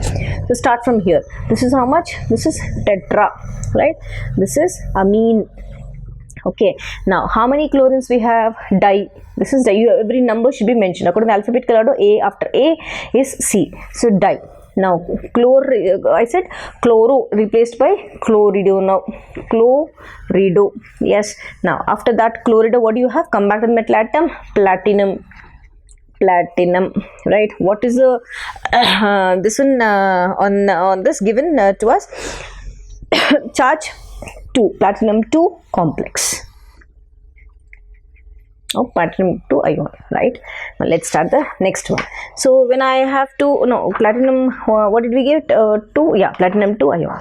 So now when I come back to the next example, now in this particular thing I have one more. Again I have chlorine, a negative ion. I said O is represented by IDO, negative chlorobromo. That O is taken out and written as IDO. Now start. How many chlorines are here? It is tetra. Okay, what should I write? Negative ion. Chloro became chlorido. Now what is this? This is nickel, right? So ferrate we have written already.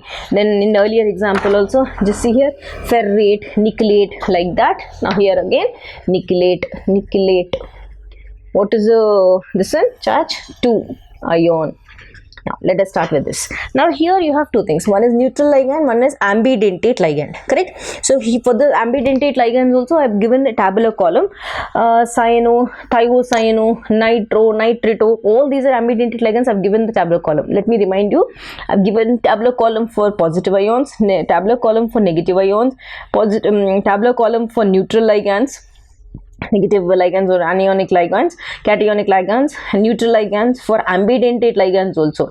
So here I have two combinations. One is neutral ligand, one is ambidentate ligand. What is ambidentate? It can attack this particular ligand from any site. It can be from O or it can be from N. So how to name this? So now I said always go with the alphabetical order. This is A. So start from here. This is 5. So it is pentamine. No, amine, pentamine, no, amine, pentamine. Everywhere we have written like that only. See, we have written pentamine. See here. Okay. Now here in this case, in the fourth case, what is the mistake we have written? It is not amino, it is amine, right? It is amine. This is the mistake. Please correct it. Every time you should write it as amine for metal 8. So tetraamine. Here pentamine. Okay.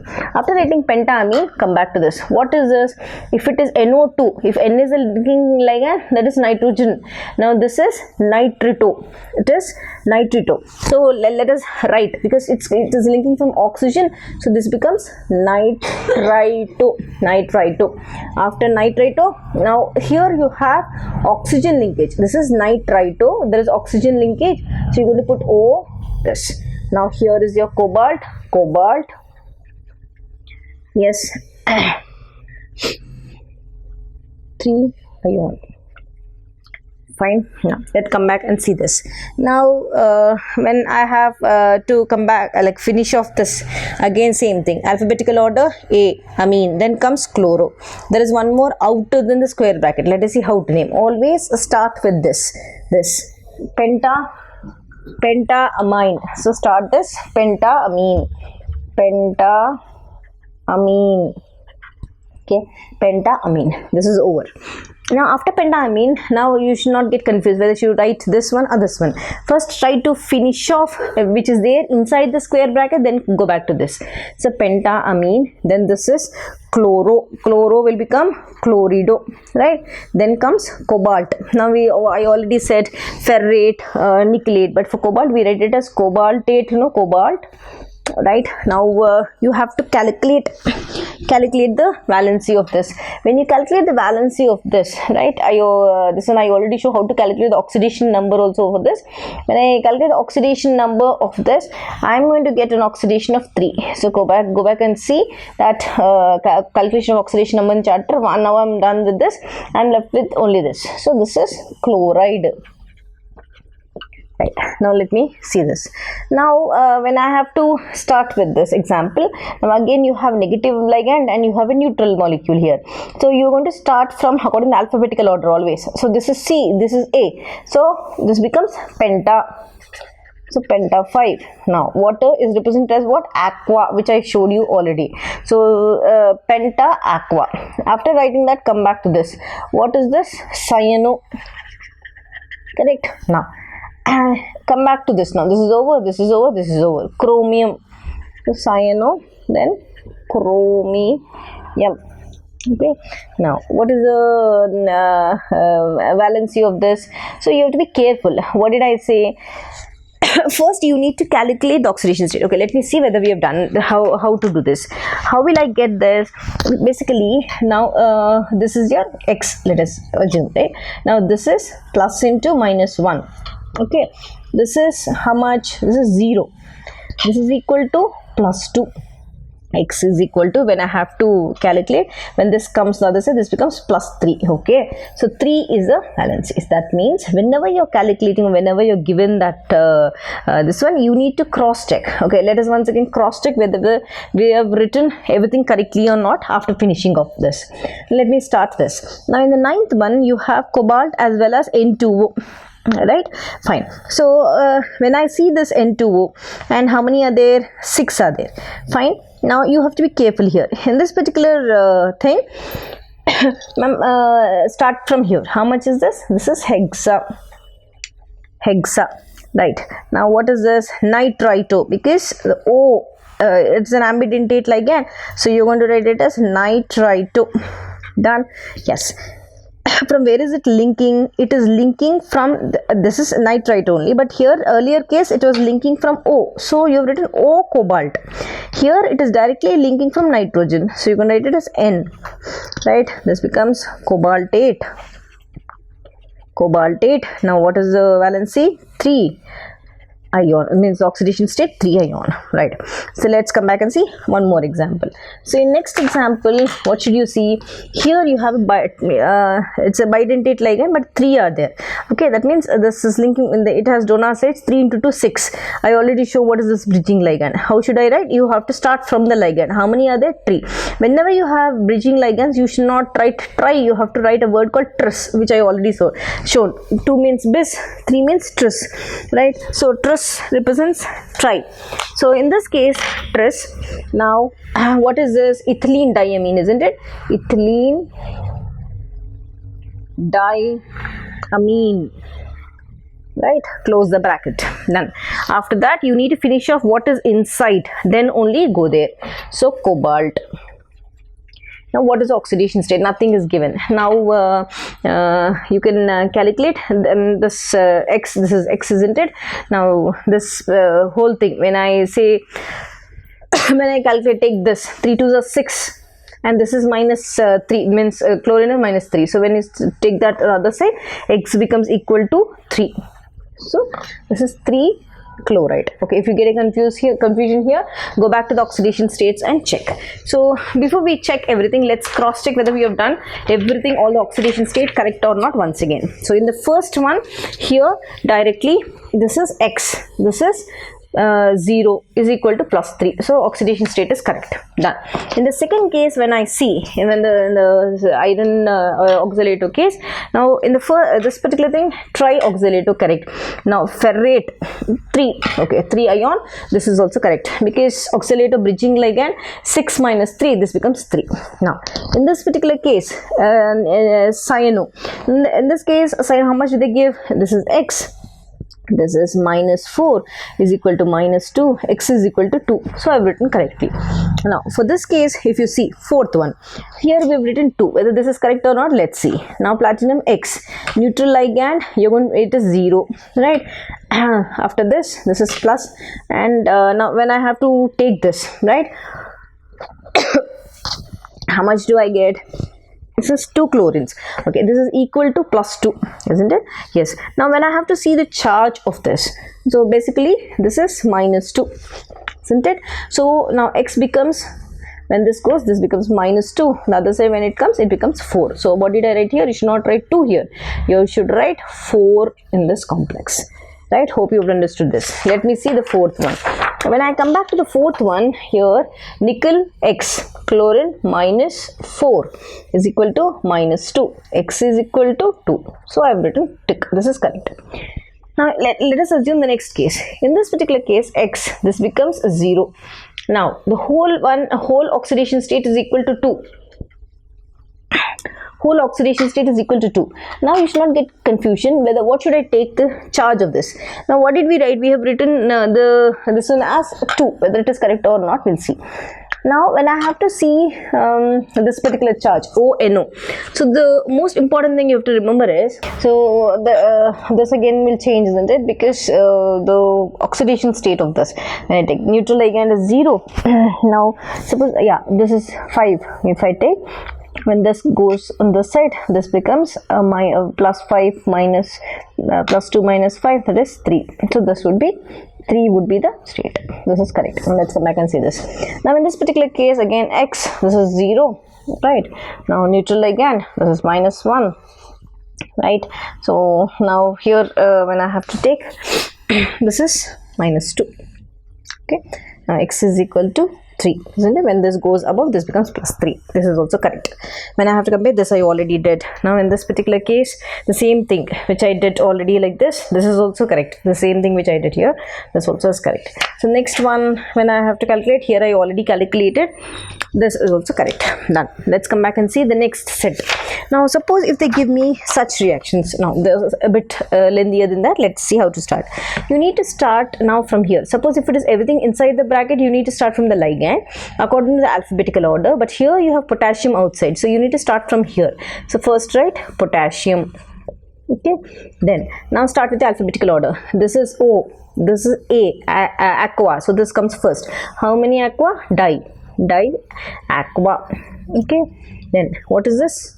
Oxalate ion. I said negative, or the bridging ligand, how do you take? You're going to take it as oxalato, right? Remember that bridging ligand's oxalato, which I did in one of the video. Oxalato. Now this is chromate, ferrate, nickelate, just like that. This is chromate.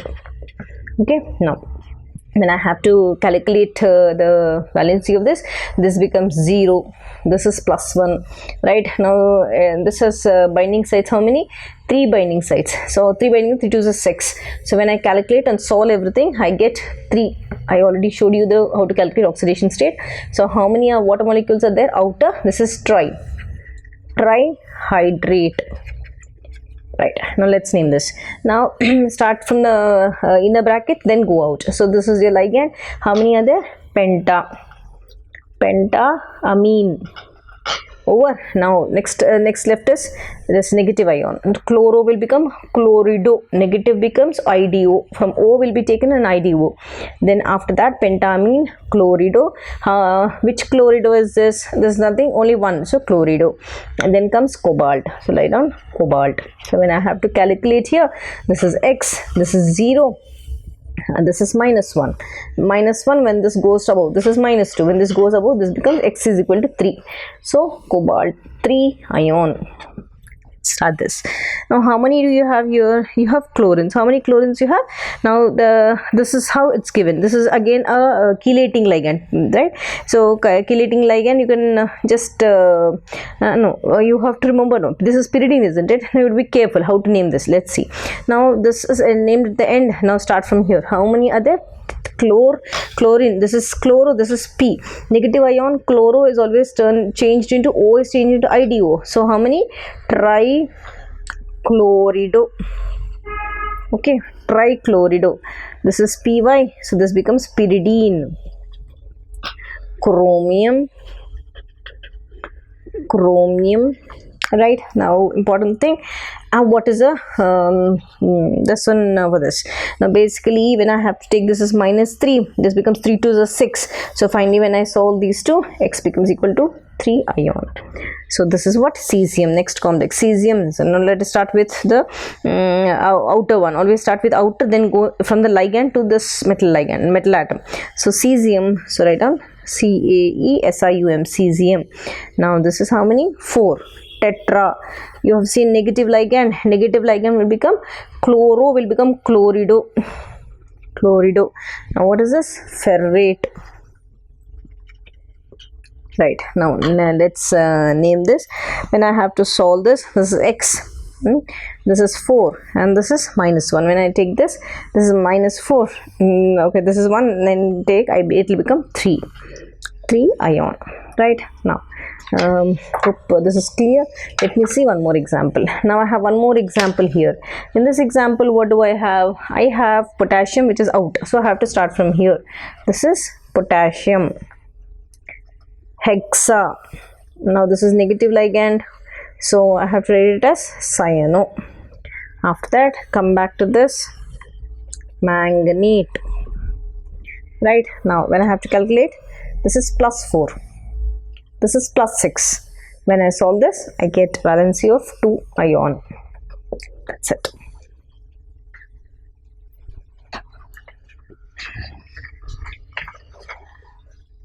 Right. So welcome back, students. We have already done the nomenclature of the coordination compounds. So based on that, you can also write when a particular formula is given, and then you can reframe the formula. Now let us start with the Iupac nomenclature of organic compounds. So what chapters do you have? You have haloalkanes, haloarenes, alcohols, phenols and ethers, and aldehydes, ketones and carboxylic acids and amines. So I'll be doing all the nomenclature of all the 4 chapters, and in these 4 days you can complete off, and it will be a thorough revision for your board exams. Right. First, before going to the topic, let's see what are the common or what are the general rules you need to follow for doing the Iupac nomenclature for organic compounds. Right. The first important thing is, whenever we speak about Iupac nomenclature, what is that? Iupac nomenclature, let me write. First, this is going to denote only the molecular structure. Right. We will be speaking basically about molecular structure. Yes. So in Iupac nomenclature, what are the components? Let's see. So in the particular molecular structure, there are 3 things. So let us say, okay, if I speak, there are 3 things, and those are again subdivided. What are they? Your organic compound, whatever is there, when you are naming it, it is named as, first would be the prefix, right? Then second would be the word root. I'll tell you what it is. The third one would be the suffix. Prefix means before that. Word root would be the main parent chain, and suffix would be which we will be writing it later. Again, prefix is again divided into primary prefix and secondary prefix. Okay. Then suffix is again divided into primary suffix, and next would be secondary suffix. Okay, double FX. Okay, right. Now next important. So when I have to speak about primary suffix and secondary suffix, I will explain of one after the other what actually is this. That means generally whenever you are naming or writing an it's an Iupac nomenclature for the given compound, what should be there? So you are writing general structure of IUPAC name. What are there? Let us see. So whenever you are writing general structure, the order would be, yes, the first one, yeah, we'll be writing primary prefix. Then comes your secondary prefix. Then your primary prefix, secondary prefix, then comes your word root, which I've already written on the top. Then comes your primary suffix, then comes your secondary suffix. That's it. So based on this, let us write. Now when I have to speak about or take certain examples, now remember this order. Let me take certain examples and show you how to write. Now the first important thing for you need to remember is, let us take your examples, like organic compounds, whatever you have, all the examples. Let me take certain papers. Yeah, so with this I'll explain you the concept. So whenever I'm taking about alcohols, okay, now alcohol is a chapter which you have. So when you have alcohols, this is your organic compound. Now what is the functional group present in alcohol? The functional group present is OH, which you have studied in your grade 10. Then what is a suffix in this case? Suffix means which I'll be naming it at the end. At the end, suffix means later. That will be all. Yes, suppose if I have ketone in the particular thing, right? Alcohols, aldehydes, ketones. Suppose if I have ketones in that thing, how will I, what is the group present? It is C double bond O. On either side you have CH3. What is the suffix which I use? I use it as on. Suppose if I have aldehyde in the given structure, aldehyde function, what is the function group present? It is CHO, right? So what do you name this? What is the suffix you give it? We call it as carbaldehyde or aldehyde. Carbaldehyde or aldehyde. Suppose if you have carboxylic acid, means these are the groups which are present in the particular structure. These will be added. If you find these in the structure, you need to end with all. If you find CO, you need to end with on. If you see CHO, you need to end with aldehyde. If you have carboxylic acid, what is carboxylic acid? It is COOH. You need to end with oic acid. Oic acid. This is also grade 10 syllabus. Suppose in the question paper, if you have acid halides, okay, acid halides. What is acid halides? It is basically C double bond OX. This is COOH is carboxylic acid. You take out that OH and replace with X is COX. What do you name this? What is the name given, or what is the suffix given to this? We call this as, so here what did we say? We told it as carboxylic acid. So now when you have COX, right, we call this as, or name it as carbonyl halide. Because carbonyl group is this one, halide is this. This will be a suffix which you will end the carbon chain. Now, suppose instead of acid halide, suppose if you have this one, like this X, okay, I'll end it here also. X can be any halogen, that is fluorine, chlorine, bromine and iodine. This is your structure. Done. Now, suppose if you have ester, there's one more organic compound, that is ester. Esters. What is the representation? It is C double bond OR. How do you name this esters?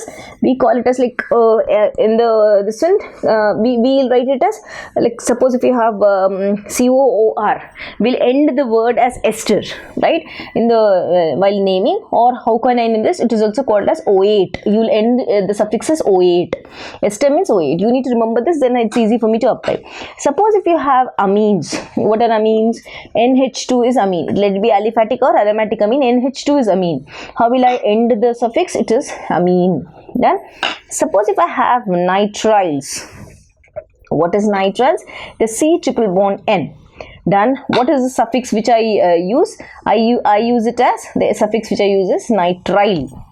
So this is cyano, that is nitrile, and you will end the answer also with nitrile. If you find this group, you will end it with nitrile. If you find NH2, you end it as amine. If you find COOR, you end it as O8. Right. Suppose if you have sulfonic acid. Okay. Sulfonic acid. What is sulfonic acid? It is basically SO3H. You can also write this as SO2O and H. So how will you name this? This is sulfonic acid. If you see this group, you can end the suffix as sulfonic acid. It is the same, nothing changed in this. So first, whenever you're learning, try to practice this table, learn this, then only it's easy for you to name the compound. Without this basic data, you can't write or do this. Now, next important thing, what is the order? So I've taught you all these things. Now you have to remember in this particular naming of nomenclature, what are the rules for IUPAC nomenclature? The rules for IUPAC nomenclature, yes, let us see this. So in rules for IUPAC nomenclature, first important thing you have to remember is, yes, that the first rule which we use it is longest chain rule. So remember the rule 1. When I say rule 1, you need to practice all these rules, then start applying in the examples. The first one is longest chain rule. Okay. Now what is this longest chain rule? We will see. Suppose if I have an example like this. Let me take an example, right? CH3, your CH, this is CH2, this is CH3, and you have a substituent here, CH2, CH3. Now I have a confusion where to take longest chain. Let me take one more example. This is also one more example. Yes. Now CH3, this is CH2, this is also a straight chain, one more CH2, CH3. Then I'm going to add one side chain to this. Right now, okay, I have written this example. Now I have a confusion where what to find the longest chain, because first this is the rule, then we'll go to the next rule.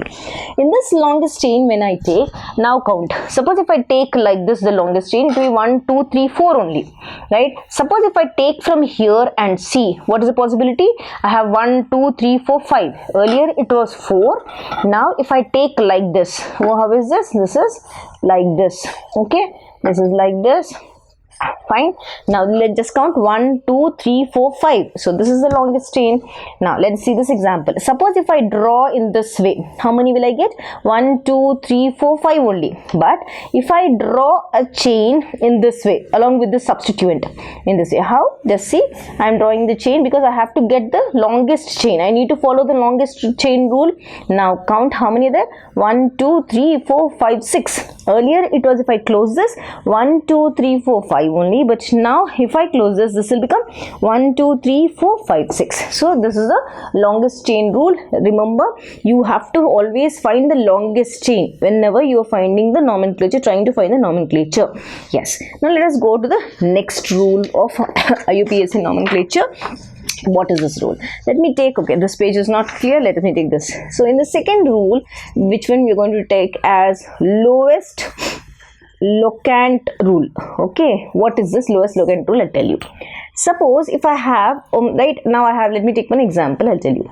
If I have this example, CH3, CH2, CH, CH3 and CH3. Now this is one example. Now how will I number? I said longest chain rule you need to follow. Okay, I need to number the I have to see whichever is a possible number to add to that, and that will be the parent chain. Suppose if I start from here, let me see, I start from here. This is 1, this is 2, this is 3, this is 4, fourth carbon. Okay, done. Now suppose if I start from here, this is 1, I'm starting from this, so this is in this direction. Now if I start from here, 1, this is in this direction, this is 2, this is 3, this is 4, right?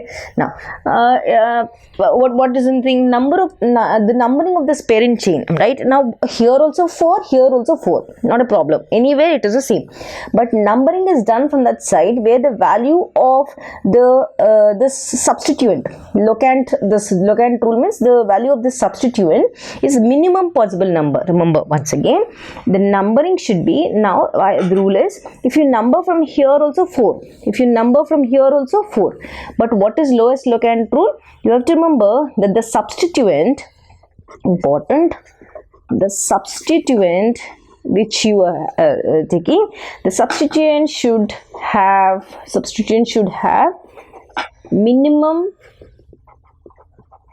possible number. Okay, this is the second rule which you have to remember.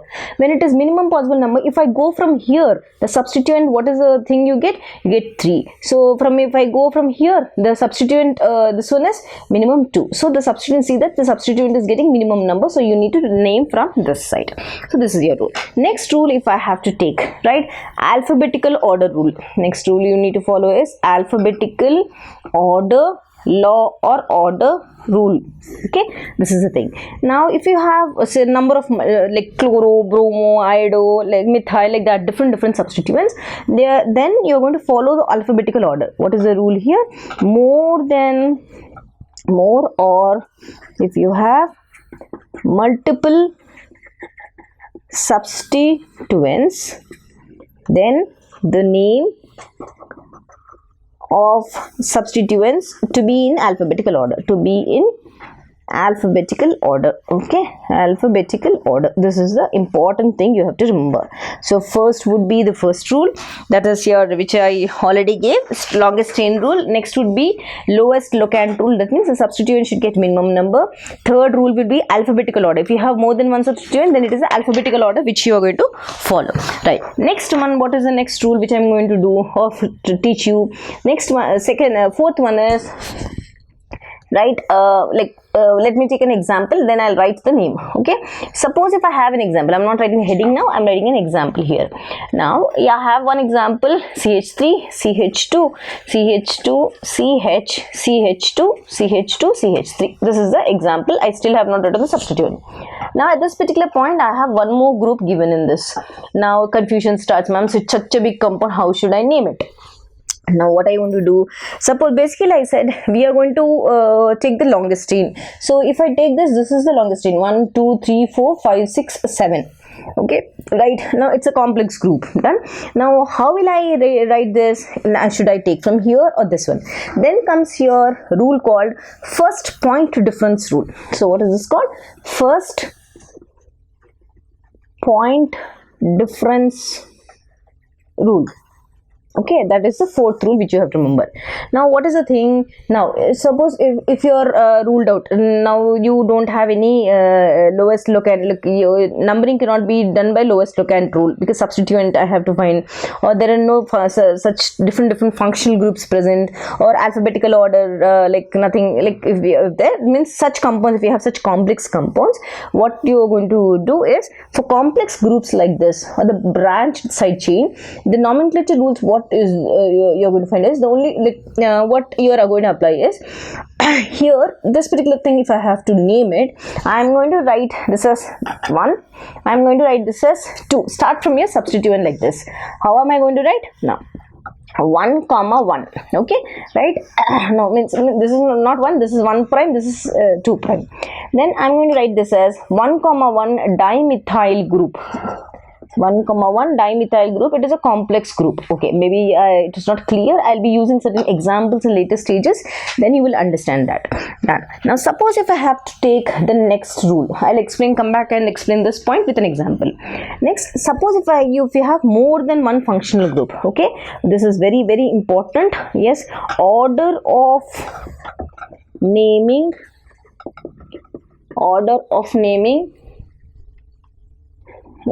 a compound, order of naming a compound according to functional group. If you have more than one functional group, how should the order be? Okay, let me underline this rule. How should the order be? First important, the functional group given is, please remember the order: COH more preferred, then SO3H more preferred, then RCOO taken twice, more preferred than COOR, ester group, preferred than acid halides, more preferred than CONH2, this is more preferred than cyano, more preferred than aldehyde, more preferred than C double bond O, more preferred than alcohol, which is more preferred than amine, which is more preferred than ether, more preferred than alkenes, which is more preferred than your after this one alkynes, triple bond, more preferred than RX, which is more preferred than NO2. I think all the possible values I have written. Yes, so please see this very important rule. Right, order, please remember this order before you just.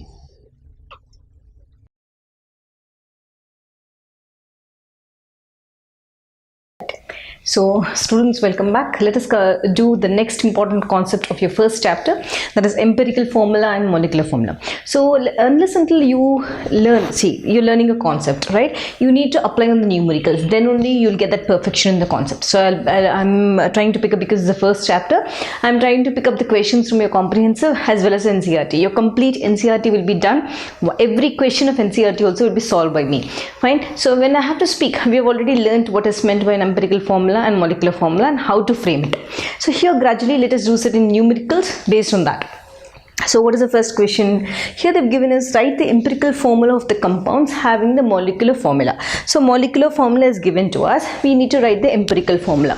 What actually is empirical formula? It is nothing but the whole number ratio, isn't it? That is what we have learned. Once again, empirical formula means it is a whole number ratio. I'm again specifying whole number ratio, right?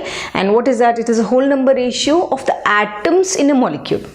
Obviously, isn't it? Molecule contains atoms. Don't write molecules in an atom. No, atoms in a molecule. So what am I trying to explain? Let me solve this numerical. Here they've asked me to write what? Empirical formula. So this is C6H6 benzene is given. This is the molecular formula, molecular formula, molecular formula. All these are molecular formula, right? So when you have to write empirical formula, simple whole number ratio. Copy the elements exactly like that. CH. Now make it into a simple whole number ratio. Now 6 ones are 6 ones are 1 gets cancelled. 1:1 is the ratio. So if you have 1:1, simple, isn't it? If it is 1, nothing to mention, leave it like that. So the empirical formula is CH. Next one, when I have to write C6H12. Now C6H12, 6 1s are and 6 2s are 12, isn't it? So copy the elements. So how much was 6 carbon? It was 1 time. 6 table, 6 1s are 6 12 2s are. So nothing to write with 1. So 2, CH2 is a formula, which is the formula, empirical formula, because this is the simplest whole number ratio. If you wish to write like this also, not a problem, but it doesn't make any meaning, isn't it? That's why I'm not writing 1 anywhere. Right, let us come back to this. Again I can, 1s are, so write the elements HO. So 1 and 1, nothing to mention. You will not mention the number. When I have to come back to water, so they have asked me to write empirical formula. Again I'm saying simplest whole number ratio. So here can I take anything? No, isn't it? So you will directly write the formula.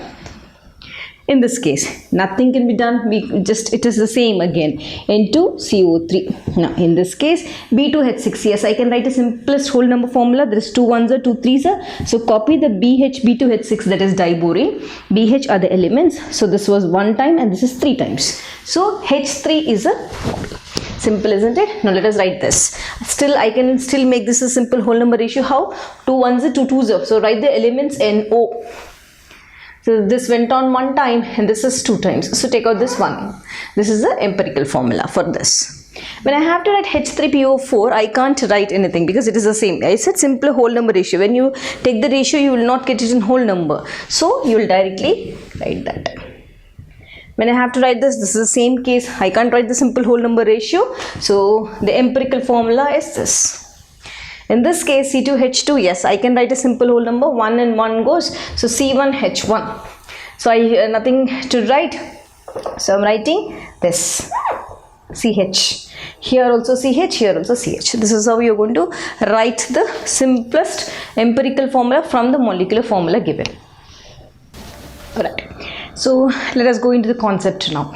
Fine. Here in this particular question, early question, they've just asked us to find the empirical formula from the molecular formula.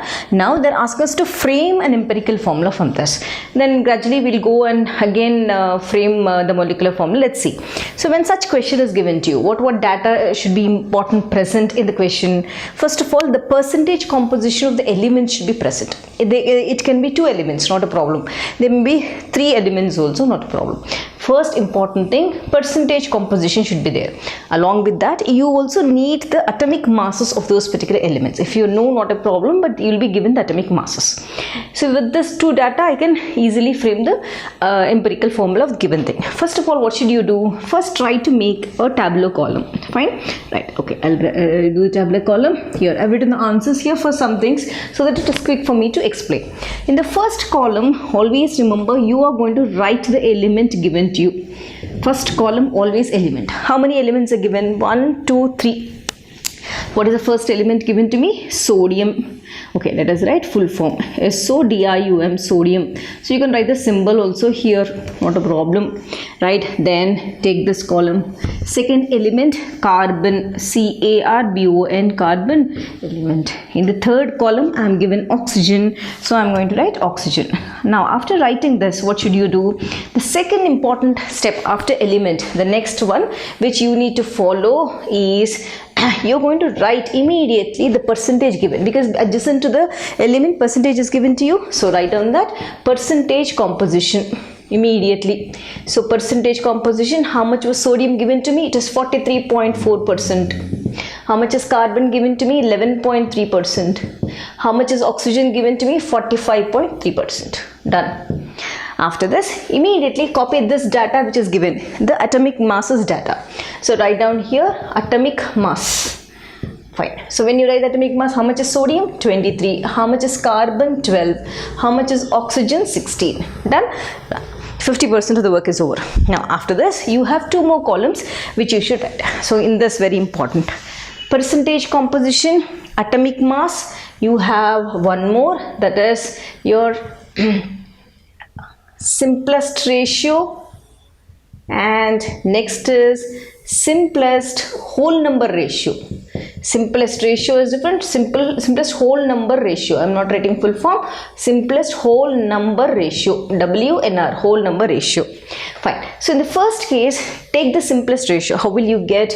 Right. So before that you have to do one more step. Let me write that. Simplest ratio we will not directly do. You need to, what should you do? You have to find the relative number of moles, then write simplest ratio. Okay, let me write that. Okay, I have skipped out that step. Let me see. What should you write? You need to first calculate the relative number of moles, then comes your simplest ratio, then comes simplest whole number. That means 1, 2, 3 columns, 3 plus 3, 6 columns. So here you need to calculate the relative number of relative number or relative ratio. Then comes your simplest ratio. Then comes your simplest whole number ratio. Simplest whole number ratio. So okay, relative number. What am I doing here? The relative ratio, the relative mass. What does it mean? It is a percentage composition divided by this. This by this. How much is this? 43.4 divided by 23. 11.3 divided by 12.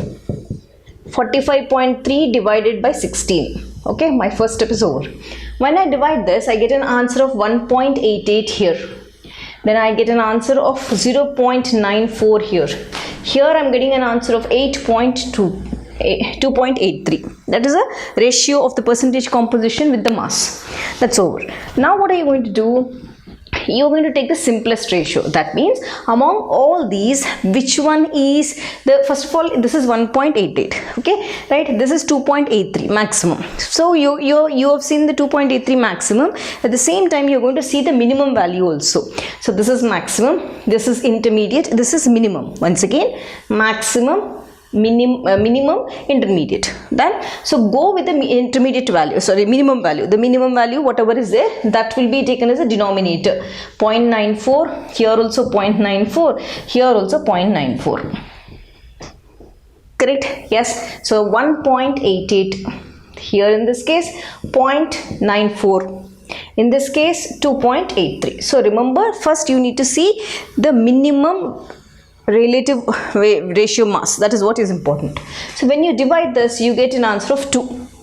Here I get an answer of 1. Here I get an answer of 3. Right? Have I got a whole number already? Already I have gotten a whole number. I have not got any other number which is not whole number. I have already got whole number. So I can directly copy the answer. If you don't get whole number, what will happen? What should you do also? I'll tell you. So I've got the same. I've copied here. Let me take this out. Now my whole work is over. Now let me write the final empirical formula. So I should write, therefore the given empirical empirical formula is, unit write in full words. Start with sodium Na, second is carbon C, third is oxygen. Now for sodium, how much did I get? 2. For carbon, how much did I get? 1. So no need of writing 1. For oxygen, how much did I get? C. So the formula is Na2CO3. What is the name of this compound? This is called sodium carbonate. So this is how you are going to do. Right? So remember, first element, next comes percentage composition, next comes atomic mass. 3 are over. This is already given. You are left with only 3. Relative ratio, simplest whole number ratio. And finally, you are getting the empirical formula which they have asked you. Right, let us come back and solve a different types of question which is a bit different than NCERT question type of questioning. Here in this question, let's read. Certain non-metal X forms 2 types of oxides. One first oxide means type 1 oxide and type 2 oxide. So let us write what is given. So in the given data, they said there are 2 types of oxide. Okay, for this I am writing it as first oxide. Here I am going to write it as second oxide. Done. In this they said the mass percentage of oxygen is in the first one. The formula is X4O6. That means there are 2 elements given to us and the percentage is 43.7. So mass percentage of oxygen only is given in this. X is not given to us. So let us write. So here oxygen percentage, X percentage. How much is oxygen given? 43.7%. Right? What is the leftover? It is nothing but 56.3. Total comes to 100%. Then they said, which is the same as that of X in the second oxide. Same as X. That means same as X. This is 56.3% and the leftover is 43.7%. Done. Yes, now let's start solving numerically. let's take both the conditions. What is the first condition? The first condition, 43.7% of oxygen contains how many oxygen atoms? 6 oxygen atoms. That means 56.63 contains how many oxygen atoms? First let us find. Once again, 43.7% of oxygen contains 6 oxygen atoms. The same thing, 56.3% contains how many oxygen atoms? I'm cross multiplying this. 43.7, how much do I get? I'm going to get 7.73 oxygen atoms. First is over. First part is over. Now I have to find out for X, isn't it? I did like this. Now let me start from here. 56.3 X contains how many X atoms? 4 atoms. Let us write that. 56.3% contains percentage of X. Okay, let us write that. Okay, of X contains how much? How many X atoms? 4 X atoms. Now the same way, 43.7% of this one contains how many X atoms? Now I am writing, for cross multiply this, 43.7 into 4 divided by 56.3. How much do I get? I get 3.1 X atoms. X atoms. Done. Yes. Now I have clarity. I've done everything. Now the last one. I'm going to take a ratio of this, isn't it? Yes. When I take this ratio, now this is 3.1. This is 7.73. I need to find only for the second one. So I'll start with this. So among these two, which is the minimum one? 3.31 is the minimum, isn't it? So I'm going to divide 3.1 divided by 3.1 is equal to 7.73 divided by 3.1. When I take this, 1 is to 2.5. Right. When I write, when I take the ratio again, make it into the simple ratio, I get the answer. Okay, simplest ratio. This can be written as, this is also equal to 2:5. Isn't it? Yes, this is not is equal to, isn't it? This is a ratio. Yes. So I've got X2. Now write this formula. This formula, write it here. This is X2. The formula for the second oxide is X2O5. This is the formula. Here I've got X4O6. Here X2O5. These two are the oxides. So take it, compare, find the simplest ratio, take the ratio and then substitute in the formula. So this is how you're going to do your sum. Yes. So students, let's come back and do one more numerical which is based on the same concept, but maybe earlier they've given you 2 elements with the formula, like later you have studied with the 3 elements. Now let us see, they've given us 4 elements to find and frame a formula with that. So let's see. So here a compound, the same concept again. A compound has the following composition. So there's a compound itself. It has magnesium in that, sulfur in that, oxygen in that, and water also in that. Okay. That means it will be a crystal which has water of crystallization. That is what is understood.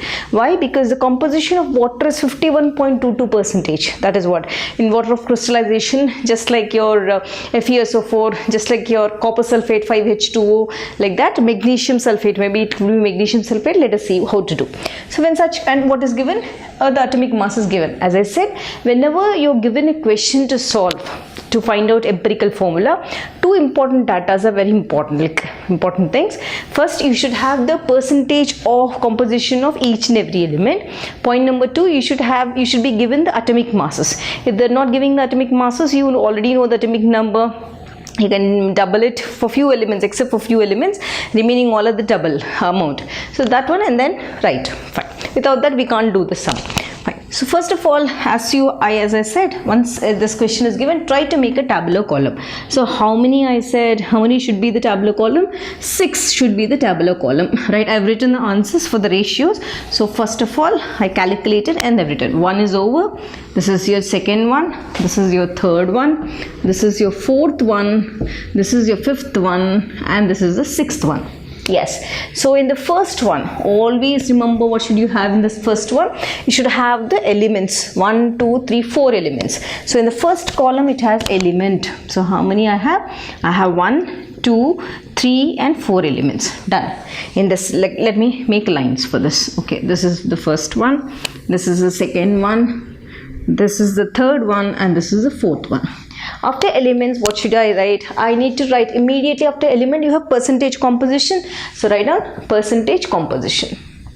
Now let's come back to this. Here what is given to you? Atomic mass is given to you. So atomic mass, write down.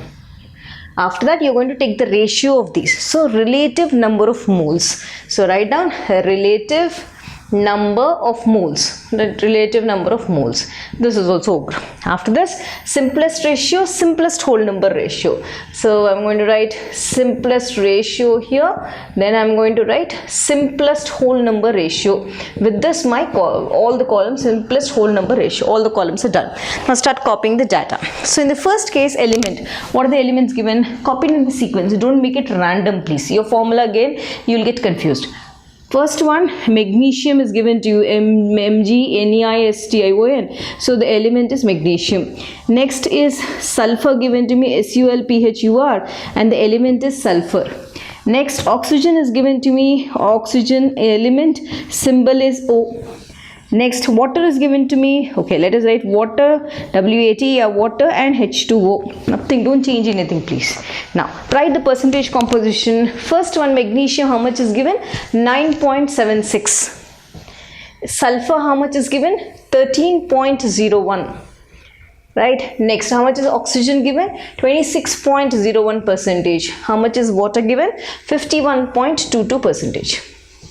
Now copy the atomic masses. Magnesium is 24, sulfur is 32, oxygen is 16, fourth one hydrogen is 1. Now you are going to write the relative ratio or relative number of moles. This divided by this. This divided by this. This divided by this. This divided by this. This divided by this. So 9.76 divided by 24 in this case. 13.01 divided by 32 in this case. 26.01 divided by 16 in this case, 51.22 divided by 1 in this case.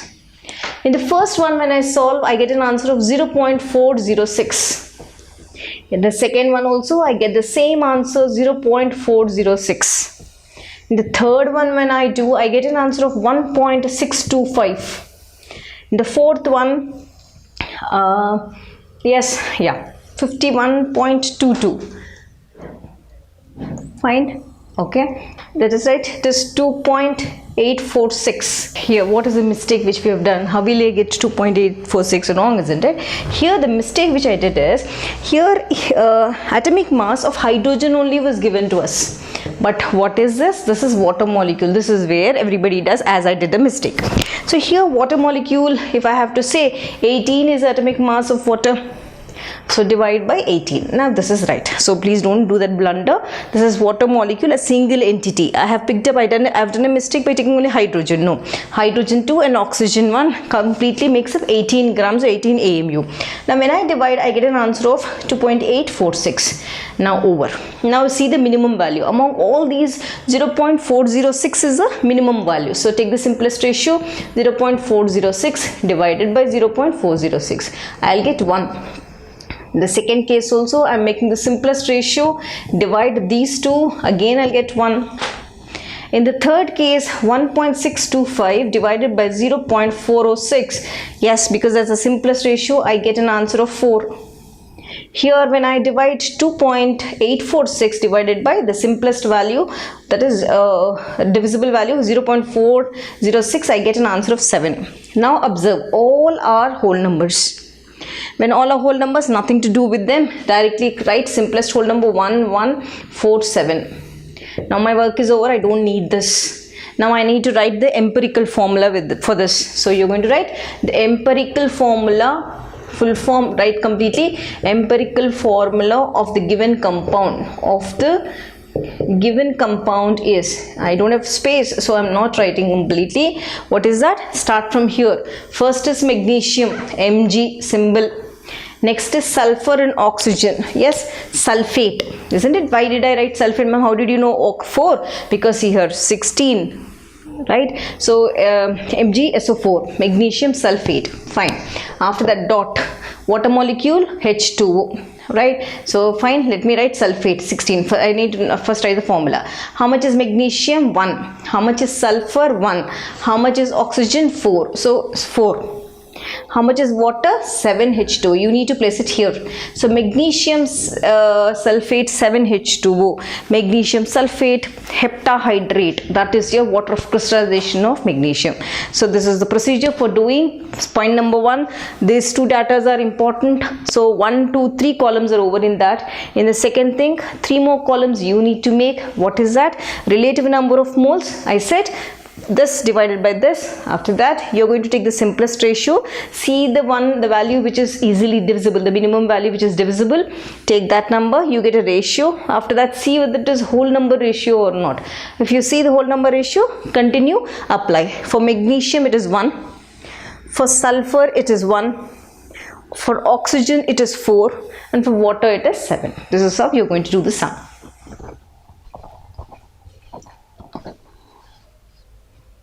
Alright students, welcome to one more session of your WOC. So today I'm going to send you the complete formulas of physical chemistry. I sat and did for all the chapters students. Just note it in your book. Everything directly you can apply it in the numerical. So these are the formulas for solid state. Continuous with the previous lattices which are very important. 1 mark question would come from this. And this is the density numerical. Both the density formula as well as the molecular mass formula is what they're going to ask you. Then after that is the solutions chapter. See here.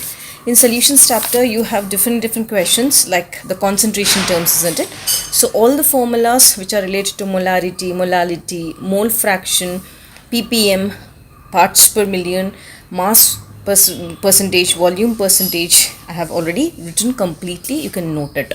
Right, then comes your Henry's law as well as your ideal glass solutions as well as non-ideal solutions. So ideal solution, non-ideal solution differences are there. Henry's law and Raoult's law all are there in the same page. Next comes your colligative property students. So basically your colligative property, you have 4. I have written the formula, I have written the definition. This is the first one. I have also mentioned what happens with the dilute solution. Then I have also just given the formula for elevation and boiling point along with the different formulas. One is the elevation and boiling point, and when they ask you molecular mass, what to do. Same thing with freezing point also. Let us see the next paper.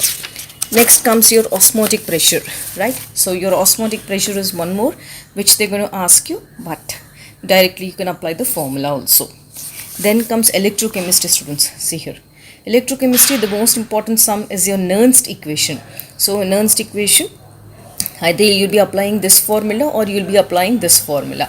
So both the formulas I have written, you can directly apply it in the question when asked in the exam. Then comes important equilibrium constant. At equilibrium constant, how are you going to calculate the E0 cell? And how are you going to calculate the Gibbs free energy, that is your standard Gibbs free energy at equilibrium. That is also mentioned here. Along with that, there are different formulas students. Let me show you. In electrolytic conductance, see here, resistance and conductance, both along with the units I have mentioned.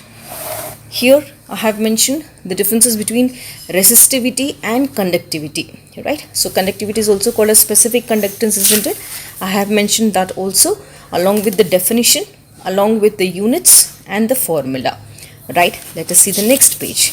So in the next page students, if I have to show you further, I have explained the terms for all these. See here, I have explained the terms for all these along with the formula and the units. Then comes your molar conductivity and equivalent conductivity with the definition and the formula. You have everything mentioned here, right? Then let's see one more students, very important.